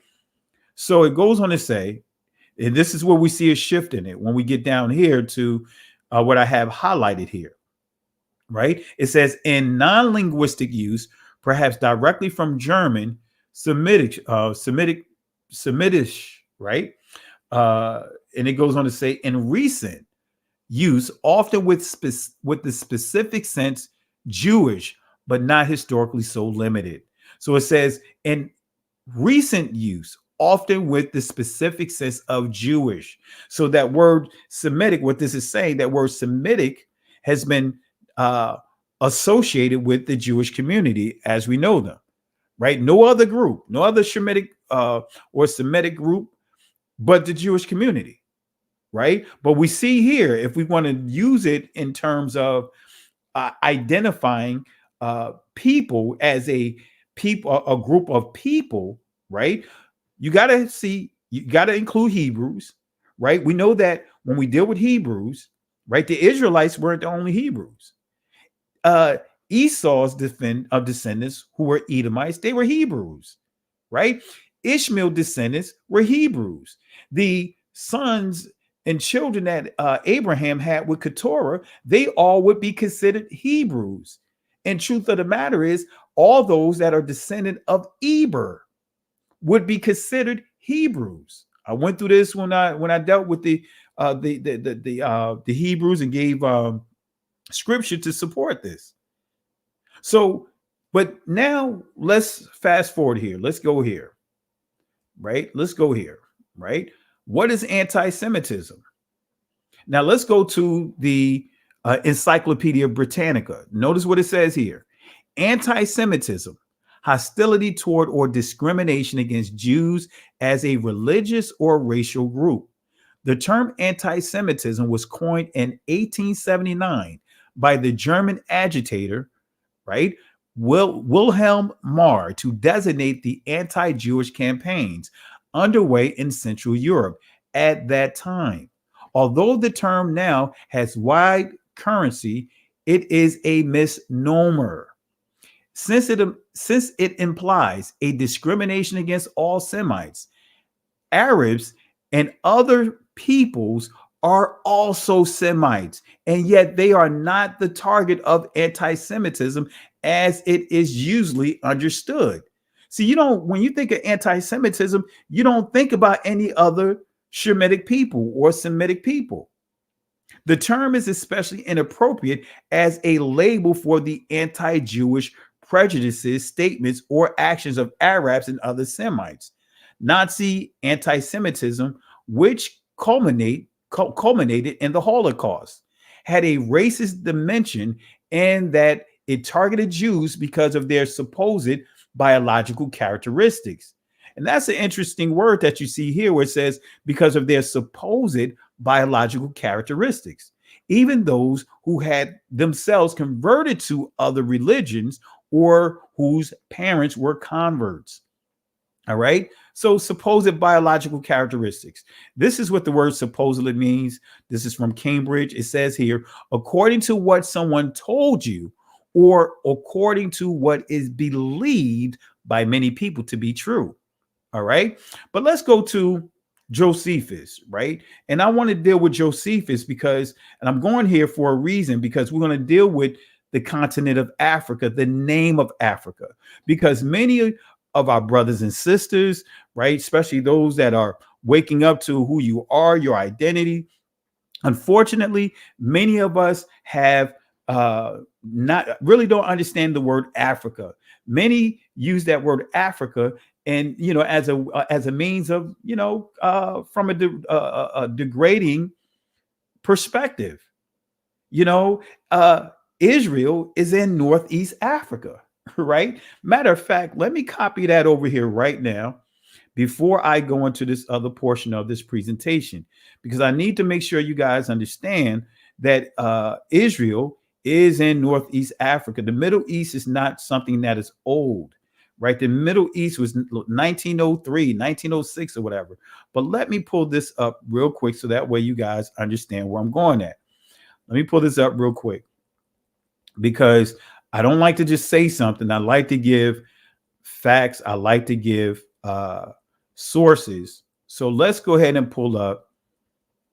Let me bring this in real quick. Let's deal with the Middle East real quick, right? Let's deal with this article right here. And I'm going to put the article inside the comment section so that way you guys can understand and you guys can read it at your leisure. But let me bring it over here real quick before we bring it over here. All right. I dealt with Oglethorpe. All right. Let's put this here right now before I deal with Josephus. Let me drop this in here right now. All right. And I hope you guys grab hold of this. All right. Let me deal with this. Let me just pull up a quick article here and let me copy it into the comment section. All right, family. And again, family, this is what we should be taught. We're not being taught what I'm presenting here, right? We're not being taught what I'm presenting here. All right. But let me pull it up here. Let's pull it up here. Slide master. Let's go here with this right here. Let me bring it up. I just copied it over from one of my older presentations. So let's go to it. All right. before we get to Josephus about Africa, let's go to the New York Times, right? This particular article was published in March 13, 1991, right? Notice what it says. Until this century, nobody talked about the Middle East because neither the term nor the states in the region existed. Both were the works of the victors in World War I, the true begetters of the furies that still rage. Let me read it one more time. Until this century, nobody talked about the Middle East because neither the term nor the states in the region existed. Both were the works of the victors in World War I, the true begetters of the furies that still rage. The term Middle East was coined in 1901. I said 1903 or 1906, but actually says 1901 by Admiral Alfred Thayer Mahan, right? The celebrated American advocate of naval power. It was popularized in speeches in 1916 by Sir Mark Sykes, a British member of parliament, right? So we see that the Middle East, that phrase didn't exist prior to 1901, right? We see that it was popularized in 1916 by Sir Mark Sykes, right? So let me play a quick clip, right? For those that want a little more information on it, let me play two quick clips about the Middle East as we continue on, as we progress in this lesson. So let me play it right now. Here we go. Let me pull up these videos, right? Let's play these two clips right here. Most Egyptologists and anthropologists, archaeologists of the Eurocentric persuasion will say that Egypt is in Africa. They had to concede that, but then they still draw the line by saying that they weren't Africans like that. In other words, they weren't dark-skinned people.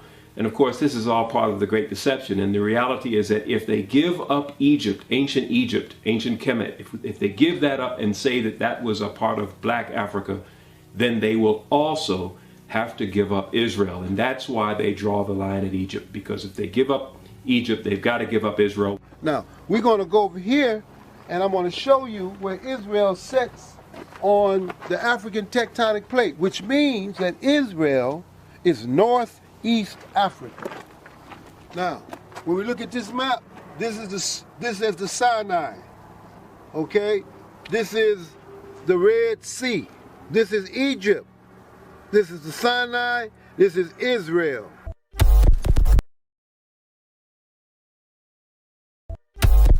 All right, this is Saudi Arabia over here. Now, if you see this in Hebrew, it says Haluach Afrikani, the African plate. Here it is right here. Israel is sitting right here. Israel is sitting on the Haluach Afrikani, which means that Israel is northeast Africa. Without question, we are in Northeast Africa. We are landlocked to Egypt, with the exception of the Suez Canal, which was a man-made ditch, a boundary now between, in fact, it's not even really a boundary anymore since Egypt has reclaimed the Sinai Peninsula. But nevertheless, even those of us who are Pan-Africanists in our thinking and Afrocentric, we forget and we leave off that portion of Northeast Africa and don't want to claim anything beyond that. Europeans classified this area as a Middle East. You know, and then since this the Middle East, the other question, where the Middle West? Where the Middle North and where the Middle South? They don't have no geographical terms like that. All right. So I just wanted to just let you hear that and show you this this New York Times article here. And let me drop the link inside the comment section so that way you guys, again, you can at your leisure, you can review this source here. Let me drop it inside the comment section here. Here we go.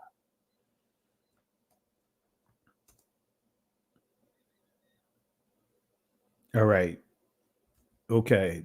All right. So let's go to Josephus, right? Let's see what he says about the name of Africa, because you're going to see here that Africa, right? When we study Josephus, he's going to tell us that Africa, the name came from Abraham, which means that Africa, the name itself, is a Shemitic name, right? let's go ahead and let's read it. Let's go to it. Page 23. Josephus' Antiquities of the Jews. Right? Let's fast forward here. It says Malchus, right, who wrote a history of the Jews in agreement with the history of Moses, their legislator relates that there were many sons born to Abraham by Keturah. Nay, he names three of them: Aphir, Surim, Jephron.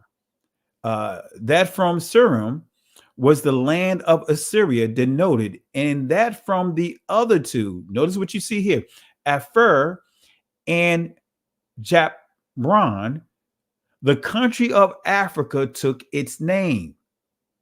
Right? So it's saying that the country of Africa comes from Abraham, the names of Abraham's children.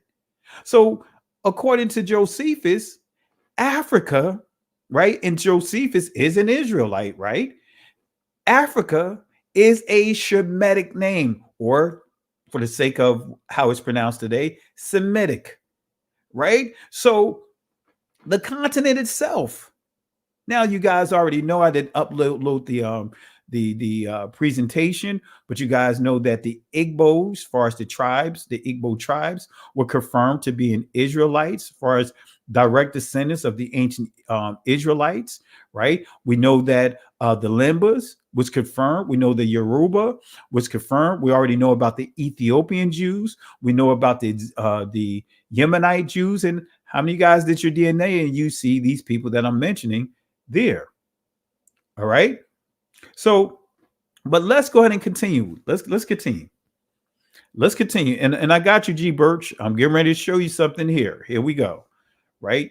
I'm going to answer that question that you pointed out about anti-Semitism. Right. The Oxford Dictionary definition of Semitic. Notice what it says here. Relating to or denoting a family of languages that includes Hebrew, Arabic, Aramaic, and certain ancient languages such as Phoenician, Akkadian, constituting the main subgroups of the Afro-Asiatic families, right? So right now, right, when we look at this here, right, when we look at this here, Semitic, it says, right, it lines up with the etymology dictionary when I said initially being a language group, right, this word. But notice what it says. We didn't see this part there, right? Constituting the main subgroup of the Afro-Asiatic family. So we see that all these here, Hebrew, Arabic, Aramaic, Phoenician, Akkadian, is subgroups, right? Under the main it said constituting the main subgroup of the Afro-Asiatic family. So Semitic is a subgroup under Afro-Asiatic family. So who are known to be Afro-Asiatic? Right? Who are the Afro-Asiatics? Let me see if I can update this presentation. Let me see. I think I have another slide I could slide in here about Afro-Asiatic. Let me see if I can put it up in here so we can get an understanding of what Afro-Asiatic is. So we see that Semitic is a subgroup, right? A subgroup under who? The Afro-Asiatic family. So let me put one more slide in here real quick, because family, that's why I say we gotta use sources, family. We cannot sit here and just say things off the cuff, because then it's going to be made out to be opinions. Family, when we just give sources, we let the sources speak for themselves. If someone disagrees with it, then that's fine. They could disagree with it, right? But that doesn't take away from us giving facts based upon sources. I didn't have it in here. I thought I had it in here. Let me see here. I may just put it on the screen real quick. Let me pull up Afro-Asiatic real quick, and I'll put it on your screen so you guys can see it. Let me see. And then we'll continue on. Let me see here. All right. Let's see. Afro-Asiatic.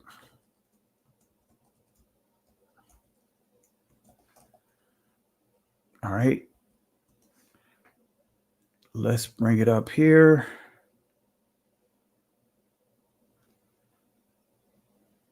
All right, let's bring up.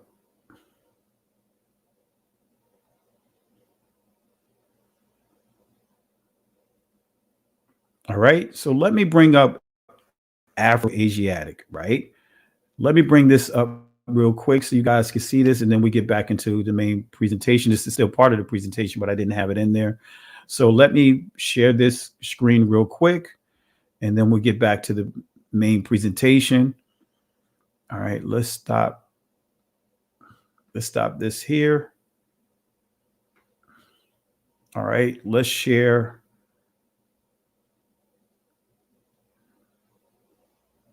All right, share here. Let me share this particular.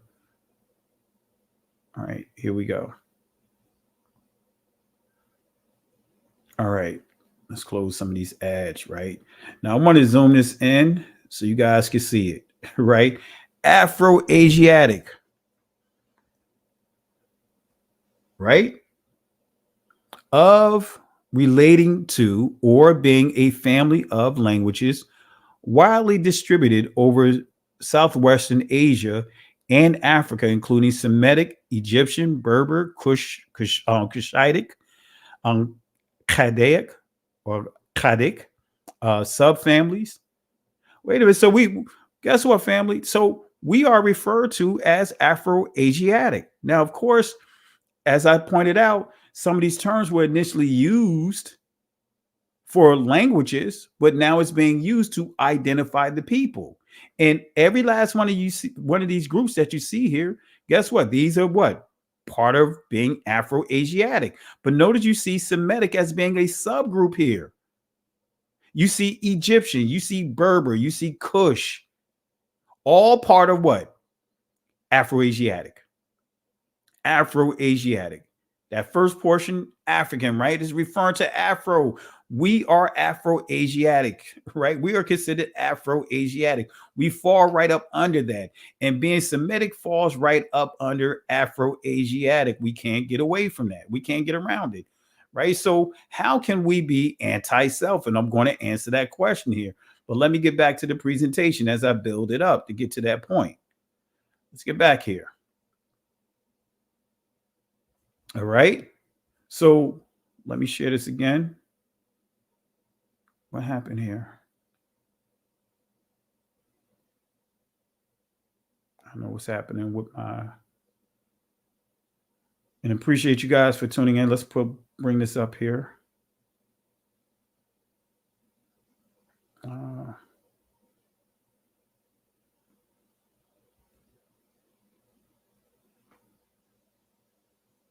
All right, there we go. All right.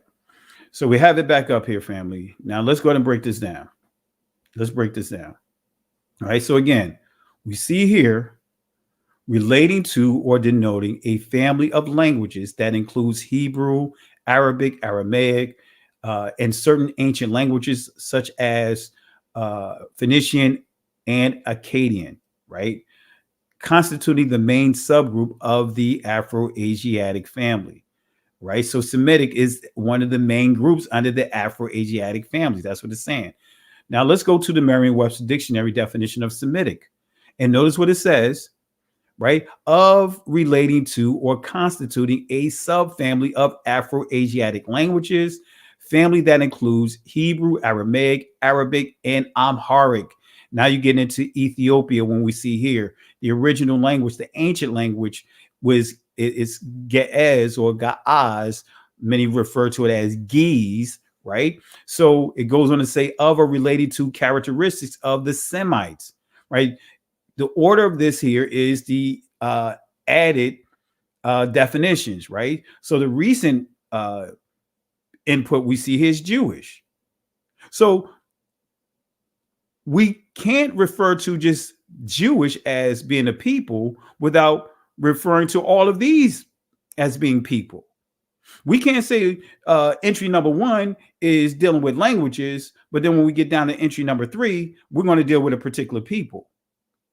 Because when we look at here, Hebrew, again, Israel right? And put it in its proper perspective, Hebrew, right? Israel were Hebrews, right? And not all, and the word Jew, right, is a transliteration of transliterations. In a nutshell, Yehudi or Yahwadah, right? Which is Judah. So this word Jew is a transliteration of the ancient word that's referring to Judah, the tribe, Judah, the son of Jacob, Judah, the southern kingdom, which consisted of the Benjamites, Judah, and the Levites, right? Judas, his name is actually Judah, right? So we're dealing with a specific group of people. Not all of Israel can be Judah, right? Why? Because they're part of different tribes, unless they were connected to the southern kingdom. So the question is, when did the word Jew become synonymous to all of Israel? Glad you asked. We're going to deal with that here. So, but let's go to the word Semite, the Merriam-Webster Dictionary of Semite. Notice what it says here. A member of any of a number of people of ancient Southwestern Asia, including the Akkadians, Phoenicians, Hebrews, and Arabs. But this is a subgroup under Afro-Asiatic. But notice what it says. A descendant of these people. A member of a modern people speaking a Semitic language. So a Semite is a member of a modern people speaking a Semitic language? Anyway, so again, this is a subgroup under Afro-Asiatic.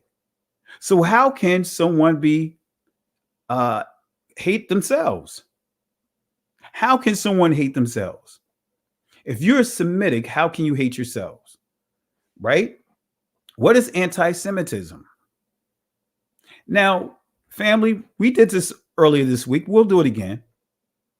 Now, is this considered to be anti-Semitic, anti-Semitism? I'm going to read this and just tell me if you believe that this anti-Semitism, and family, just use as how it's defined today.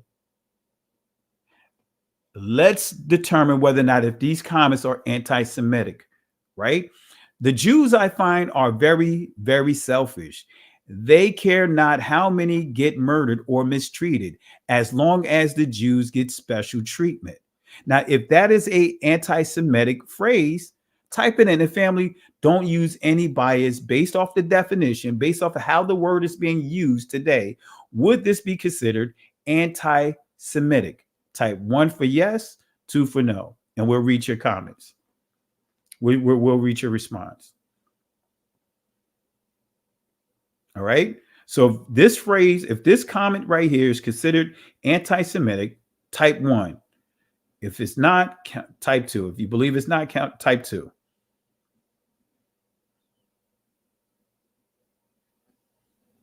All right. I think some of you guys are being biased. Again, not based upon what you think or what you feel or what we know, what you already know, just off of the way that the word anti-Semitic is being used today. Would this be considered an anti-Semitic phrase? So far, everybody's saying no. Stacy Pullum saying 1, saying yes. Hazel Eugene saying yes. Jay Highstyler saying yes. You Love Yah saying yes. Right there we go. We're just going off of how the word is being defined right now. Anti-Semitic. So okay, now we getting more ones here. Villa Baboon, yes. CB, right. Amiya, yes. Karen Wilker, yes. Who's Mr. The Original Old School, yes. Peace and blessings. My brother W.J. Brown, yes. Let's see here. Yusef Yisrael, yes. Candace Raven, yes. Windwalker, yes. Jimmy V. Jenkins, yes. Junior. So we're seeing it. Ernest Higgs, yes. Actria, yes. Who else here? Amoro, yes. Aaron, yes.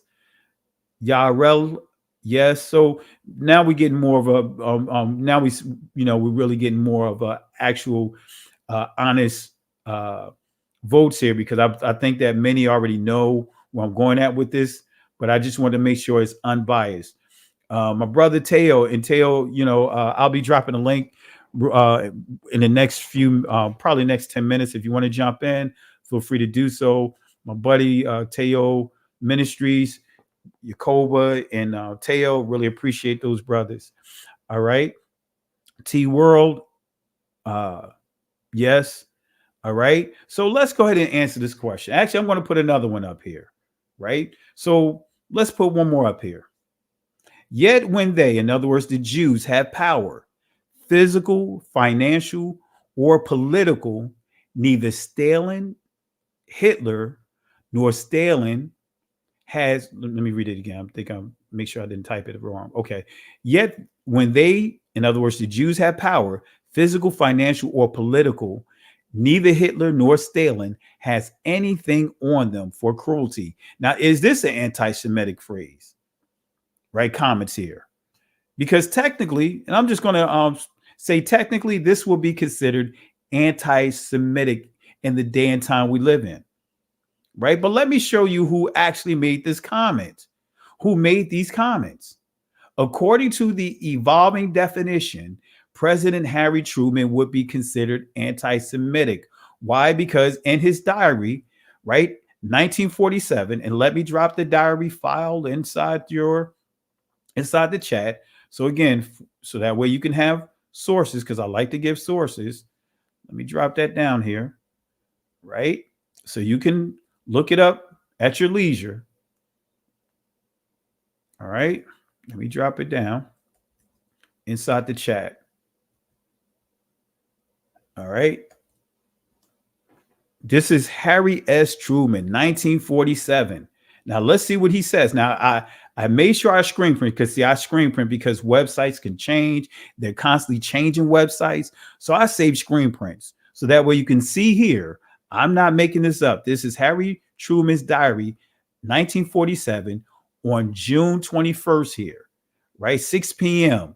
Monday, right? So I have the details right in front of you. So let's read what he says here. The Jews, I find, are very, very selfish. They care not how many Estonians, Latvians, Finns, Poles, Yugoslavs, or Greek get murdered or mistreated as displaced persons, as long as the Jews get special treatment. He goes on to say, yet when they have power, physical, financial, or political, neither Hitler nor Stalin has anything on them for cruelty or mistreatment to the underdog. Put an underdog on top, and it makes no difference whether his name is Russian, Jewish, and let me go to the fullness of here. Let me take these out so you can see here, right? Notice what it says here. I'm going to read it in its entirety. He says, whether his name is Russian, Jewish, Negro, management, labor, Mormon, Baptist, he goes haywire. I found very, very few who remember their past conditions when prosperity comes. So you notice here, he said he compared the Jewish community to, as you see here, says here, let me read it again. He said, the Jews I find are very, very selfish. They care not how many Estonians, Latvians, Finns, Poles, Yugoslavs, or Greeks get murdered, right? So notice what he said. This is his own words, right? Or mistreated as displaced persons, as long as the Jews get special treatment. Yet when they have power, physical, financial, or political, neither Hitler nor Stalin has anything on them for cruelty. So Harry Truman is saying that at that time, the Jewish community at that time, he's saying that they were worse than Hitler and Stalin. So are these anti-Semitic words? This is the president. This is the president. See, family, this is why we have to make sure we show sources so that way we can get clarity, right? Because we see how words and definitions are evolving, right? So that's the president. That's Truman. He didn't get flack over that. That's in his diary. So what is a Jew? And we're getting ready to get to the fireworks about what I want to share with you. It says here, one of the Jewish race. My question is, when did the Jewish community become a race? Right? When did Israel become a race? But notice here it says one of the Jewish. Let me get. I'm getting away from my mic here. Notice what it says: one of the Jewish race or religion. When did becoming Judah? When did the Jewish community, as we know them, become a race? It says one of the race or religions. Or religion.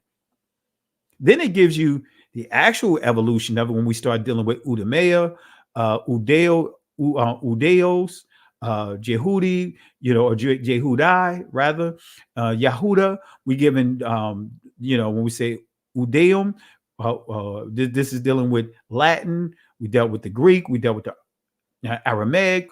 We dealt with the Hebrew, which Aramaic is a dialect of Hebrew. We dealt with these different variations of this word, this ancient word, and this is giving you the 12th century of this word here as it evolved. So what is a Jew?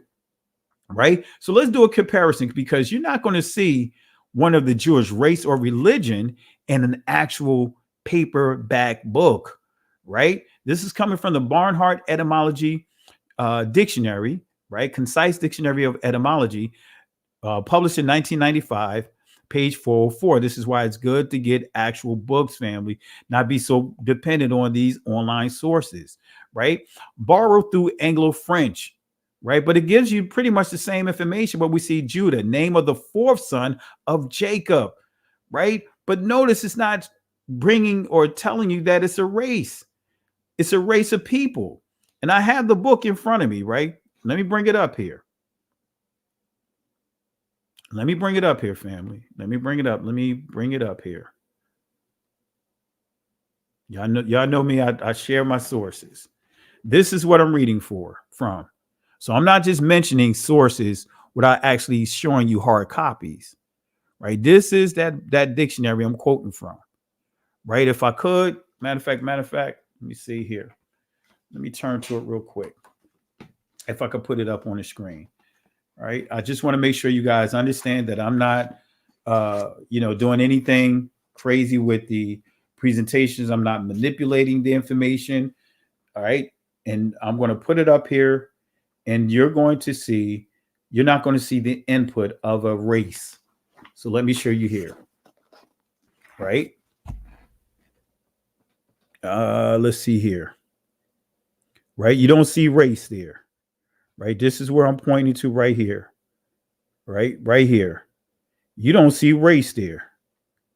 All right. If you could see it, I know it's kind of bad trying to put it in front of the camera, but you don't see race. So what happened? Why do we see race? Jew being referred to as race. Right. So how is the word Jew now being referred to as a race of people? When did that happen? Right. But let's give clarity. We get into the meat and potatoes here. When did the Jewish community become a race? When did they become a race? Because we know the institution of race, 5 categories, but let's go to race. Let's break this down. Race. What is race? Is a Jew or Jewish a race? We're going to answer the question. This is the source. You guys remember this source, and I'm going to drop it inside.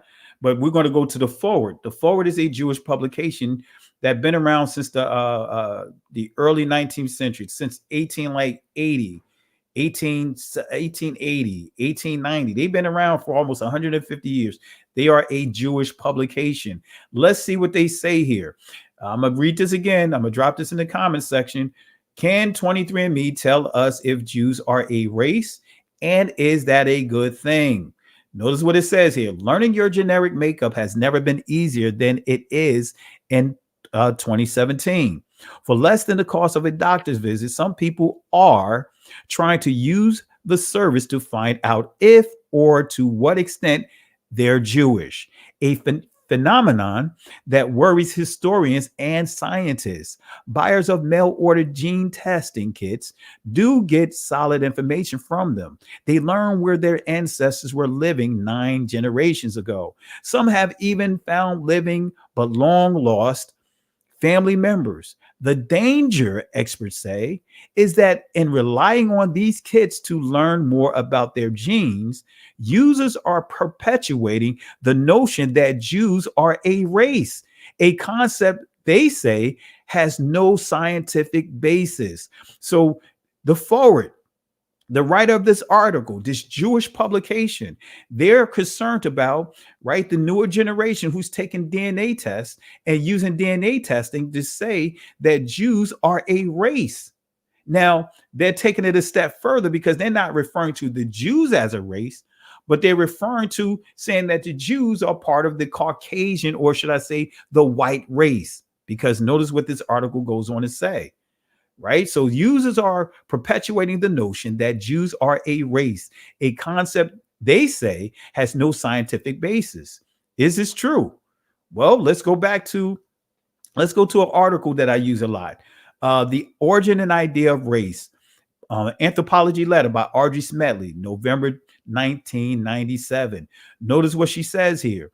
Contemporary scholars agree that race was a recent invention. Just what he said in that article, that Jewish publication, race was a recent invention, and that it was essentially a folk idea, not a product of scientific research and discovery.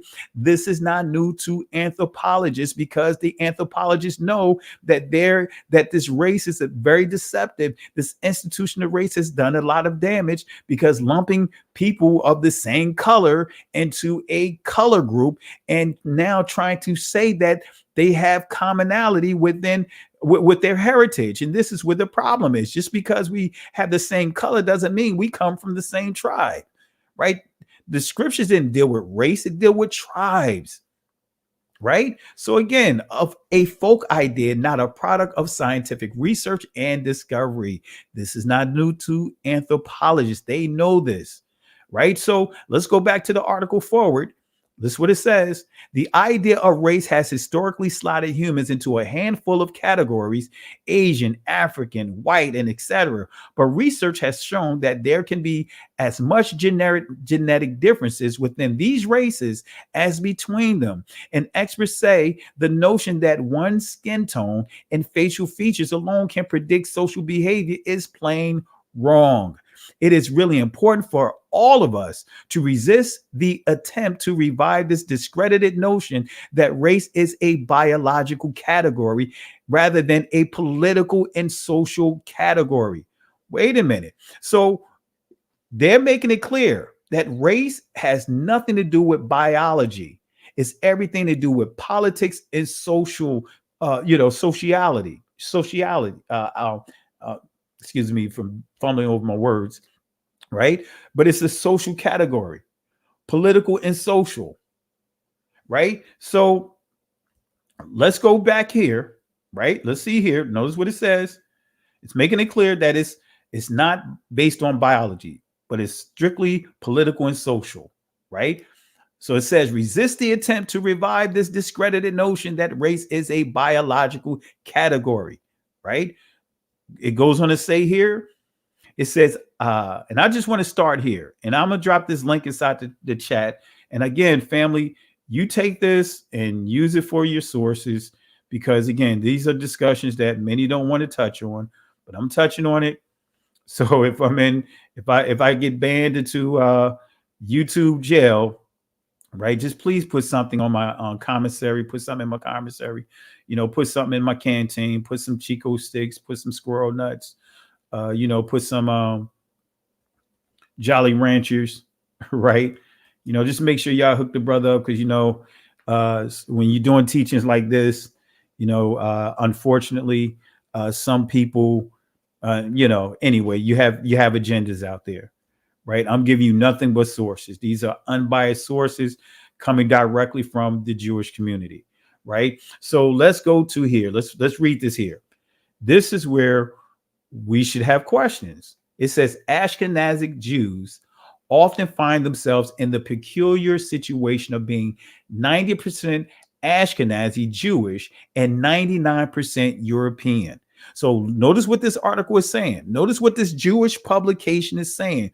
The forward, a Jewish publication, go to the about section of this link that I've just dropped in there, and you'll see and confirm that this is a Jewish publication. It says 90% Ashkenazi Jewish and 99% European. So what this is saying, Ashkenazi Jews often find themselves in the peculiar, right, situation of being 90% Ashkenaz, 99% European. So this is saying the Ashkenazi Jews, right, they are 99% European. 99% European, right? On the average, it's 90% Ashkenazi Jewish, but 99% European, right? It says Sephardic Jews may be told they are mostly Middle Eastern and North Africa, and less than 10% Ashkenazic, right? Remember, Ashkenazic is interchangeable with Germany, right? I may drop the link in here. Well, not drop the link, drop the slide here so you can have it for sources that I'm not making this up. So Ashkenazi Jewish, right? 90%, right? Ashkenazi Jewish and 99% European. So it's saying, and we do know the Ashkenazi community, right? According to how we're taught, that they comprise of 90%, at least 90%, between 85 to 90% of the Jewish community as we know them, right? And you see, this is the forward saying they are 99% European, right? So that means that they're converts, converted over to embracing the heritage of the Israelites. That's what this is saying. Stuart Schaufman, a travel writer and blogger, right, writes under the name, I'm not going to say his name here, said he brought a kid from 23andMe because even though his family insists they're exclusively Jewish, he thought there was a possibility that he might have some, that he had some non-Jewish ancestry. Let me read it again. He thought there was a possibility that he had some non-Jewish ancestry. I was curious because you never know, says Schaufman. Family stories are just stories. Schaufman, who learned that he is 99.8 Ashkenazi Jewish, said that the test hasn't made him much of a difference. Said it hasn't made much of a difference on his sense of Jewish identity. So even though it's coming up that he's pretty much a European, 99.8%. So it's saying that he's basically 100% European. Said the test didn't make a difference of his Jewish identity, right? Judaism really informed who I am, and my values and my worldview, Schaufman said, hasn't made me more or less Jewy at all. I'm just Jewy. Says, however, Schaufman added, he's Jewy and white. So notice what he says here. So he's saying that he's acknowledging that he's 100% European, 99.8% Ashkenazi, while others, right, other Jews, Sephardics, Ethiopian Jews, can't claim the distinction. That distinction. He's an ethnic minority, but a white one nonetheless. And notice what he says here. I get all the benefits of white privilege, he acknowledged. So he's saying that, right, the way that we're taught about Jews, right, the Jewish community as we know, that they're Semitic. And as we just saw here, that Semitic is a subgroup of Afro-Asiatic. So that means that when Israel is Afro-Asiatic. So the Jewish community of today, they can claim that they're Afro-Asiatic because as we see Hebrew, we saw Akkadian, we see Aramaic, we see Ethiopian, we see all of them falling up under Afro-Asiatic. But then the additional privilege is being able to say that they're get the benefits of being Afro-Asiatic by way of being Semitic, but also white privilege. It says, I get all the benefits of white privilege, he acknowledged. That's what it says. That's what this article says. I'm not making up any of this. Let me drop it. If I haven't dropped it, let me drop it again so you guys can make reference to this. But yet, hey, we want to stay in the position of not knowing, or in a position of pretending that you don't know, so that way you don't have to deal with accountability. Notice what it says here. Actually, that's it with that. But let me finish this article here with the institution of race. It says the term race, which had been a classificatory term like type or kind, but with ambiguous meaning, became more widely used in the 18th century and crystallized into a distinct reference for Africans. Excuse me, and it has some additional. It says for Africans, Europeans, Indians, but I didn't put that in here. I don't have that bullet here, the full bullet here. But notice what it says here. By focusing on the physical and status differences between the conquered and enslaved peoples and Europeans. So race, right? These groups were purposely put in place to make sure the conquered and enslaved peoples were separate from the Europeans. The emergent ideology linked to the socio-political status and physical traits together and created a new form of social identity. For anyone that says identity doesn't matter when it comes to our community, it does matter, right? So does the judicial system. Let's go ahead and this is going to be to drop the mic right here, because C. Birch made a comment saying no matter what, right, whether you're Shemitic or not, whether you are Israelite or not, you can still be anti-Semitic. And I'm going to prove to you that you can't. If you're just like me being let's just say, according to the United States Supreme Court, we are categorized. I'll fall up under black, right? So I can't sue another black person, right, for being racist. Just like a white person can't sue another white person for racism. So let's go ahead and fast forward, because let me fast forward past the hate crimes.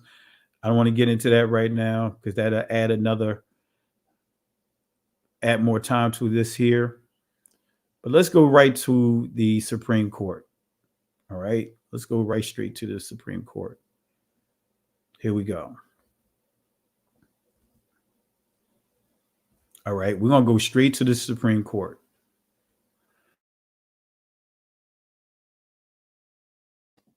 All right, let's go to the Supreme Court. Let's go to the Supreme Court. And I'm going to drop this link in. I see Sister Carol here. I see Jay Highstyle. I see if Teo, you guys is still available. I want to drop this link here real quick. All right. All right. Anyone that jump on outside of these individuals, if I don't recognize you and you start talking crazy, I'm going to kick you out. All right. I'm just making it clear. All right. But let's go ahead and close this out right here. Let's start with here. All right. Let's start with here. Sha'ari Tefillah Congregation versus Cobbs. Now check this out right here. Right? This is the Supreme Court. Right? You got the case here. This is the case number right here. 481 US 615. And I'm going to share it in the comment section. Right? Let me get to there. I'm going to share it in the comment section as we get ready to wrap this up, because I'm up later than what I should be. Let's go to here.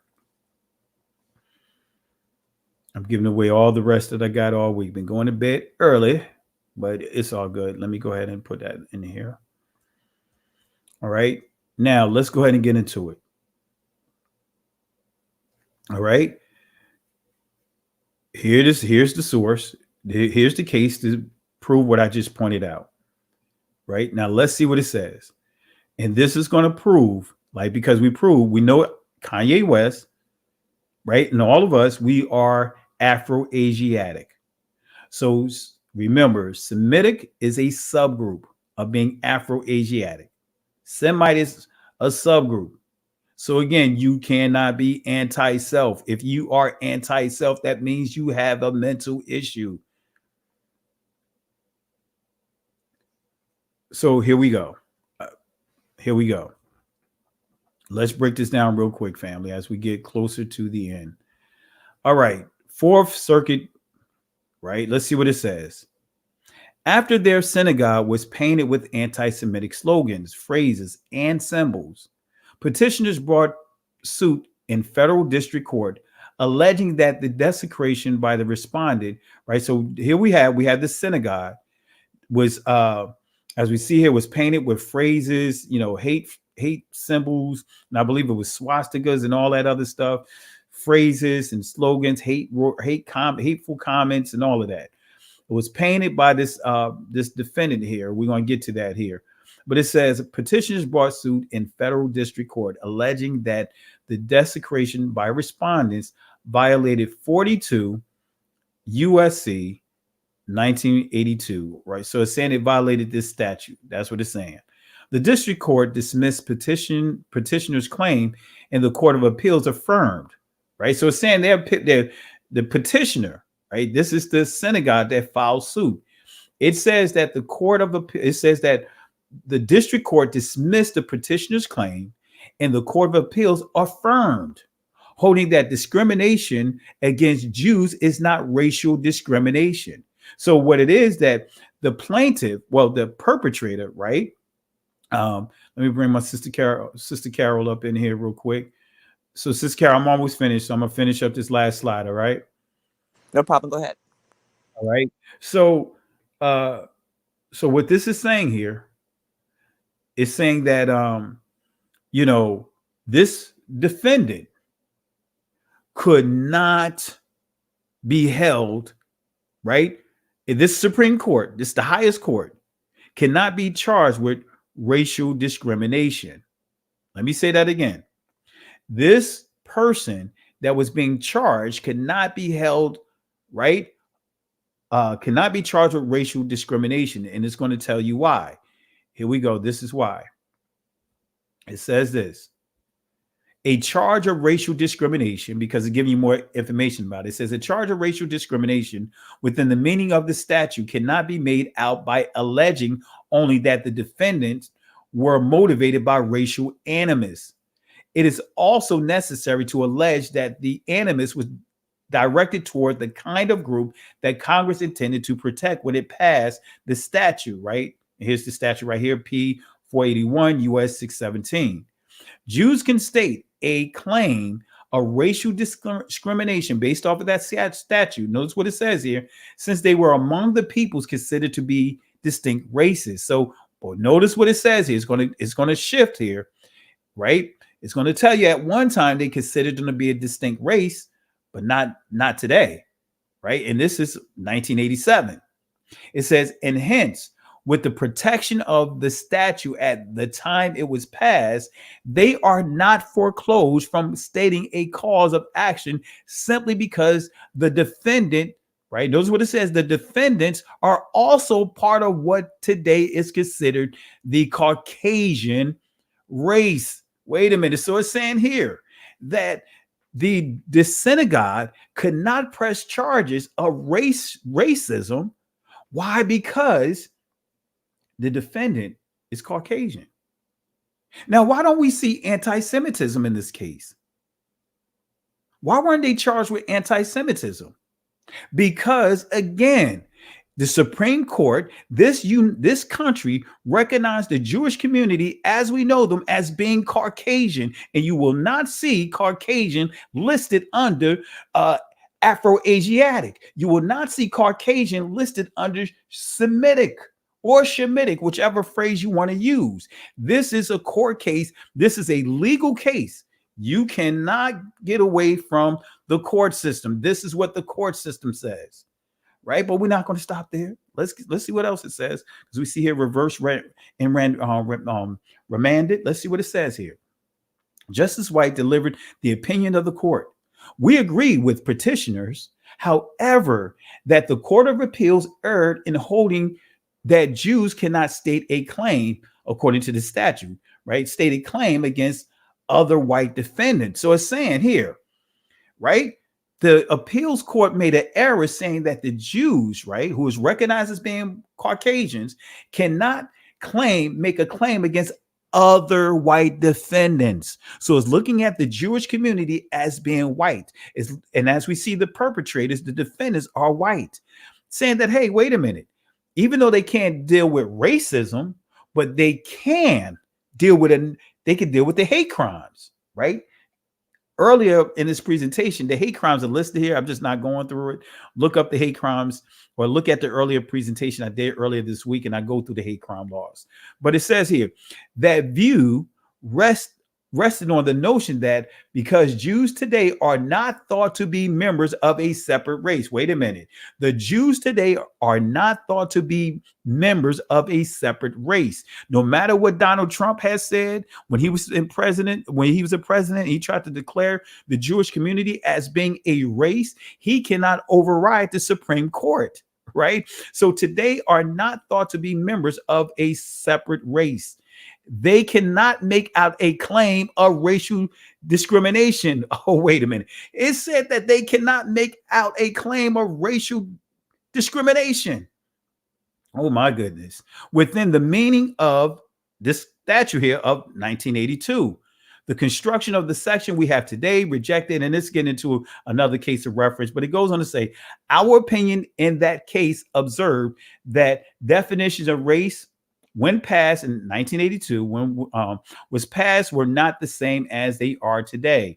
It goes on to say, intended to protect the discrimination identifiable class of persons who are subjected to intentional discrimination solely because of their ancestry or ethnic characteristics, right? But it goes on and mentions this case as St. Francis makes clear. The question before us is not whether the Jews are considered to be a separate race by today's standards, but whether at the time 1982 was adopted, Jews constituted a group of people that Congress intended to protect. It is evident from the legislative history of this section reviewed, and it gets here and goes on to say that a review that we need not repeat here, that Jews and Arabs were among the peoples then considered, right, to be distinct races, then at one time was considered to be distinct races, and hence within the protection of the statute. Jews are not foreclosed, right, from stating a cause of action against other members of what today is considered to be part of the Caucasian race. So what is this saying? That they can file hate crime laws. That's why when, if you look at the presentation I did earlier in the week, you'll see hate crime laws that can be implemented. But when you go to the court cases of this particular case here, guess what? You are not going to see anti-Semitism charged, a federal charge of anti-Semitism against this perpetrator that was a Caucasian, a group of white guys that vandalized this synagogue. And I want to make this clear. I'm not condoning behaviors of, going to someone's place of worship and, damaging and bullying. I don't condone that. I don't agree with that. Never will. Everyone is entitled to worship what they worship, where they worship, and how they worship. We cannot go to somebody's place and try to push up on them. So that's what this is dealing with right here. That's what the hate crimes deal with. So I encourage you guys to study the hate crime laws so that way you can get proper clarity. So with that being said, that is the last slide here. Let me bring up Sister Carol real quick, and then we get ready to wrap it up. Here we go. How you doing, sis? You still there, Sister Carol? I'm here. There we go. My mic wouldn't undo. Can you hear me? Yeah, I can hear you. Okay, good. Oh my goodness. Every time you do this lesson, it brings out the stuff out the woodworks. Yeah, I know a lot of trolls and everything, right? Woo. I can imagine. I haven't even paid attention to the chat. You didn't need to, trust me. It was enough. I kicked a whole bunch of people out. But this topic is needed. It needs to be taught more. We need to read more. We need to read sources of old books that has this information in it. We need to also understand that Judaism is a religion, just like Christianity is a religion, being Islam is a religion. Anyone that practices this or practicing a religion, it's not their nationality. It's not who they are. People who call themselves Jews are no different than Christians. Their nationality is who they are. They are Germans, they are Russians, they are Polish, they are Turkish, people who practice Judaism. You have you have Negroes practicing Judaism. It's a religion. We need to separate the two and get to what the people are. They want to go to the code that they created for us to have these for nationality of white, black, and brown. They are white people, plain and simple. All And of them.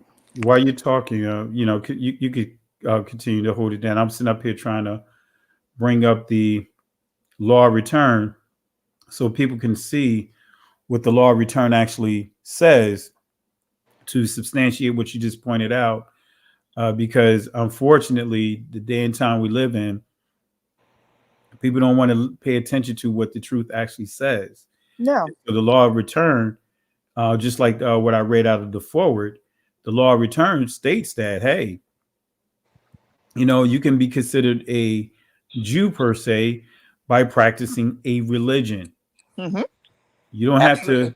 have to have a blood connection, but by practicing a religion. And that's similar to, as you pointed out, Christianity. Because Christianity will say that, hey, everyone is Israel by way of what? A religion. Religion. Exactly. Wasn't that what was taught to us when we was in Christianity? That we're grafted in, we're Israel because we're practicing Christianity, followers of Christ. No. It's blood. It's a blood connection. Who are your people? Why do you think the Most High made Genesis means gene, DNA? He gave you all the people, the family tree in Genesis 10. All the branches are there. You just have to follow it. I had a troll that was in the chat going off topic, talking about the 12 tribes foolishness again and saying there's all these foolishness. And I'm like, stop it. It's Negroes. It's the book of Negroes. Plain and simple. Case closed. I'm going to show. Let me end this right here. I'm gonna pull this up real quick just to kind of, got to show sources because people trolling and try to make it seem like we just making stuff up. All right. Nope. So let me stop this share. All right, stop screen share, and let me pull up this source here. And family, hope this helps. Give you guys clarity. Go back and watch the channel. And in the ticker that is my contact information. But let me bring this up here real quick. This is a lesson I did on Zionism, and I've been teaching this forever. This stuff I've been teaching for quite some time. So this is not new for those that have been following me over the years. But I take the page out of what Moses was instructed to do by the Most High, to continue to rehearse these things in the ears of Joshua. Let me see here. Where is it? All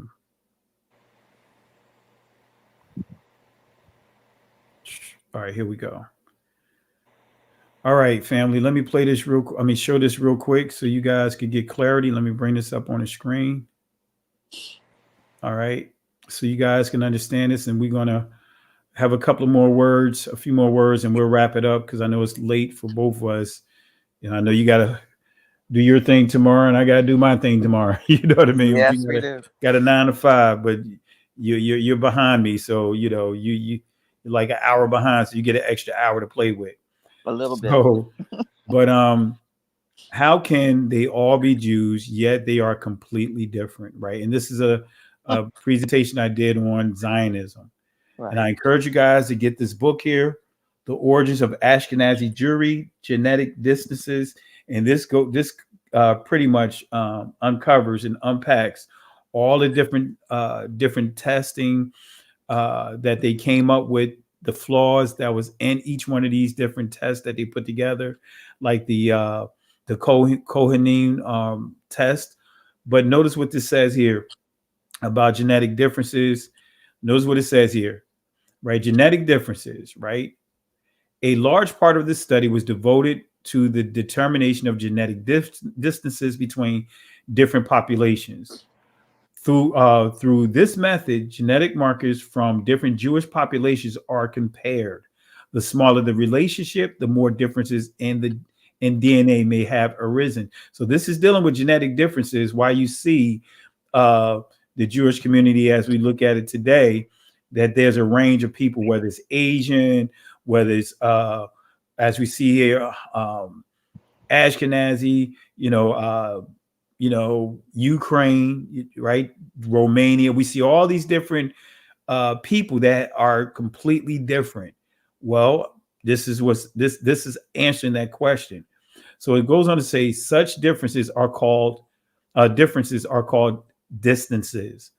So in this test, they tested 75 Caucasians, in other words, white populations, based off of 9 markers. The genetic distance analysis showed that East European Jews were closest to the inhabitants of Thrace, the region shared by Bulgaria, Greece, and Turkey.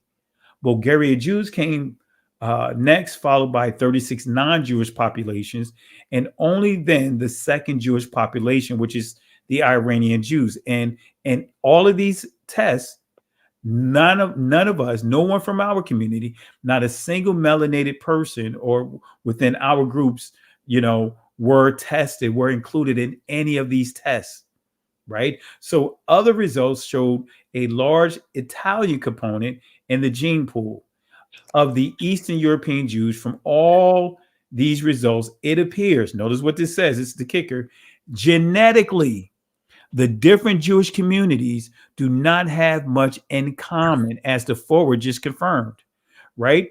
Often they appear to have more related to the population in the midst of which they live. This is getting into converts. So it says genetically, the different Jewish communities do not have much in common genetically by way of DNA. So this last portion, as Sister Carol pointed out, the law of return, it says for the purposes of this law, right? And as you see here, it gives you an indicator when it was created. 1950 is when this law was created. For the purpose of this law, Jew means a person who was born of a Jewish mother, or has become converted to Judaism, who is not a member of another religion. So you could become a Jew by being a convert and denouncing whatever belief system you're part of and embracing Judaism. So I just wanted to highlight that real quick. Any comments, Sister Carol? Sammy Davis Jr. did the exact same thing. He converted to Judaism from Christianity, but he's a born Hebrew Israelite. Yeah. Whoopi Goldberg, who is a Hebrew Israelite, but also was born to Germans because her mother. Goldberg is from her mother's side of the family. Yeah, it's a German name. So yeah. And majority of plantations that were in the South and in the North were owned by these Germans who practiced Judaism. Exactly. I was going to show a slide, but I'm not getting into all of that. No, it's kind of late. I was going to show some clips of the different advertisements, the news, the newspaper threads, as well as the posters. And you'll see Cohen Sammy, those different names that was making cells. And Cohen, you already know what Cohen is. So yeah, you're absolutely correct. And that's why I wanted to just kind of do this live here and bring this out. I'll know if I'm going to be restricted in the mornings. So. That's why I started saying German, Russian, Turkish. Yeah, it's just one of those things. Certain things we should be able to say. You know what I mean? I and agree. For me, but we shouldn't have to talk in code. But nobody talking code when it comes. I know what you're saying. I understand. Who owns YouTube? I understand that, but you know what I'm saying. I understand, but I'm just saying, we shouldn't have to talk in codes, but that's what things are resorted to suppress what we're teaching. Correct. I'm giving nothing. I gave nothing but sources. Mm-hmm. So if anyone want to get mad, they get mad at the sources. They can't get mad at me. They could call me whatever names they want, but it's not based upon what was laid out today. So yeah. But like I said, sis, you're absolutely correct. Even with the word, like many don't understand when we're told that identity doesn't matter, DNA doesn't matter. Well, they don't understand the word Genesis. No. Right? The word Genesis come from the Proto-Indo-European word genetic, and genetic come from the Proto-Indo-European word, in other words, the primitive root word gene. Gene. And gene means begat. That's begat right. From a specific group of people. Right. So the book of Genesis, that's why you see begat all through there, because it's giving you the genealogy. The beginning. Right. So if we say genetics and identity doesn't matter, then we just eliminated the entire book of Genesis and any other passages that that refer to genealogy. We just removed Luke and we removed Matthew because they go into the genealogy. That's right, Christ. So it's very important. But it's just when it comes to our community, we're told it doesn't matter. We're blotted out. We're just like Dr. Claude Anderson said, we were in second population, second highest population in the United States in the 1890s. He said by 2015 we became fourth. We are at the bottom now. Well, truth be told, we was always at the bottom. It's just how they reclassified Spanish. Right. Because truth be told, the Spanish were the ones that were bringing us here as slaves. Yes, absolutely. So it's just that's where we get into deceptive classification. Correct. I mean, when we start talking about the Indian situation, because that was a whole nother I ain't getting into all that. Don't bring that up. I ain't getting into all that. That's a whole other subject matter. But the thing is that the goal is to diminish us. That's the ultimate bottom line, is to eradicate and to diminish us. And we are falling right victim to it, because we will go along with whatever they tell us to do, whatever construct they give us, we fall right into it. But the key is the Most High always got a remnant, a surviving portion that's not going to do so. And that, unfortunately, we do have that, so many falling into those traps. But guess what? The Most High is not going to deny his promises that he made to us. Absolutely to his people, and unfortunately, everyone else is okay to identify them in the scriptures. When it comes to us, it doesn't matter. Yeah, exactly. So we're just gonna keep pressing forward, sis. We're gonna keep pressing forward. So I'm going to take it down because you're trying to get me into some other discussions that I don't have time to get into it. But I'm going to take it down. Talking to you on my phone. Too much information. All right. But family, really appreciate you guys for tuning in. My contact information is there. If you want to reach out to me offline, go back over and watch the lesson. I shared a lot of sources. So with that being said, in the words of KRS-One, not KRS-One, I'm saying KRS-One, in the words of the Most High through Moses, he said to Moses to encourage the people in Exodus chapter 14, verse 13 and 14. He said, "Fear ye not, stand still and see the salvation of Yahweh. These Egyptians that you see here today, you will never have to deal with them again." Said the Most High, He will fight for each and every one of us. But the kicker is, family, we have to hold our peace. The Hebrew word there is charash, which means be quiet. Can't go back, can't stay here, keep moving forward. Shalom. Shalom. Listen, Genesis chapter 11, verse 10 explains the genealogy of Shem. Shem was a black man in Africa.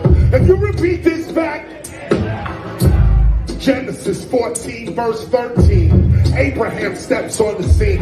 Being a descendant of Shem, which is a fact, means Abraham too was Abraham, born in the city of a black man, called Nimrod, grandson of Ham.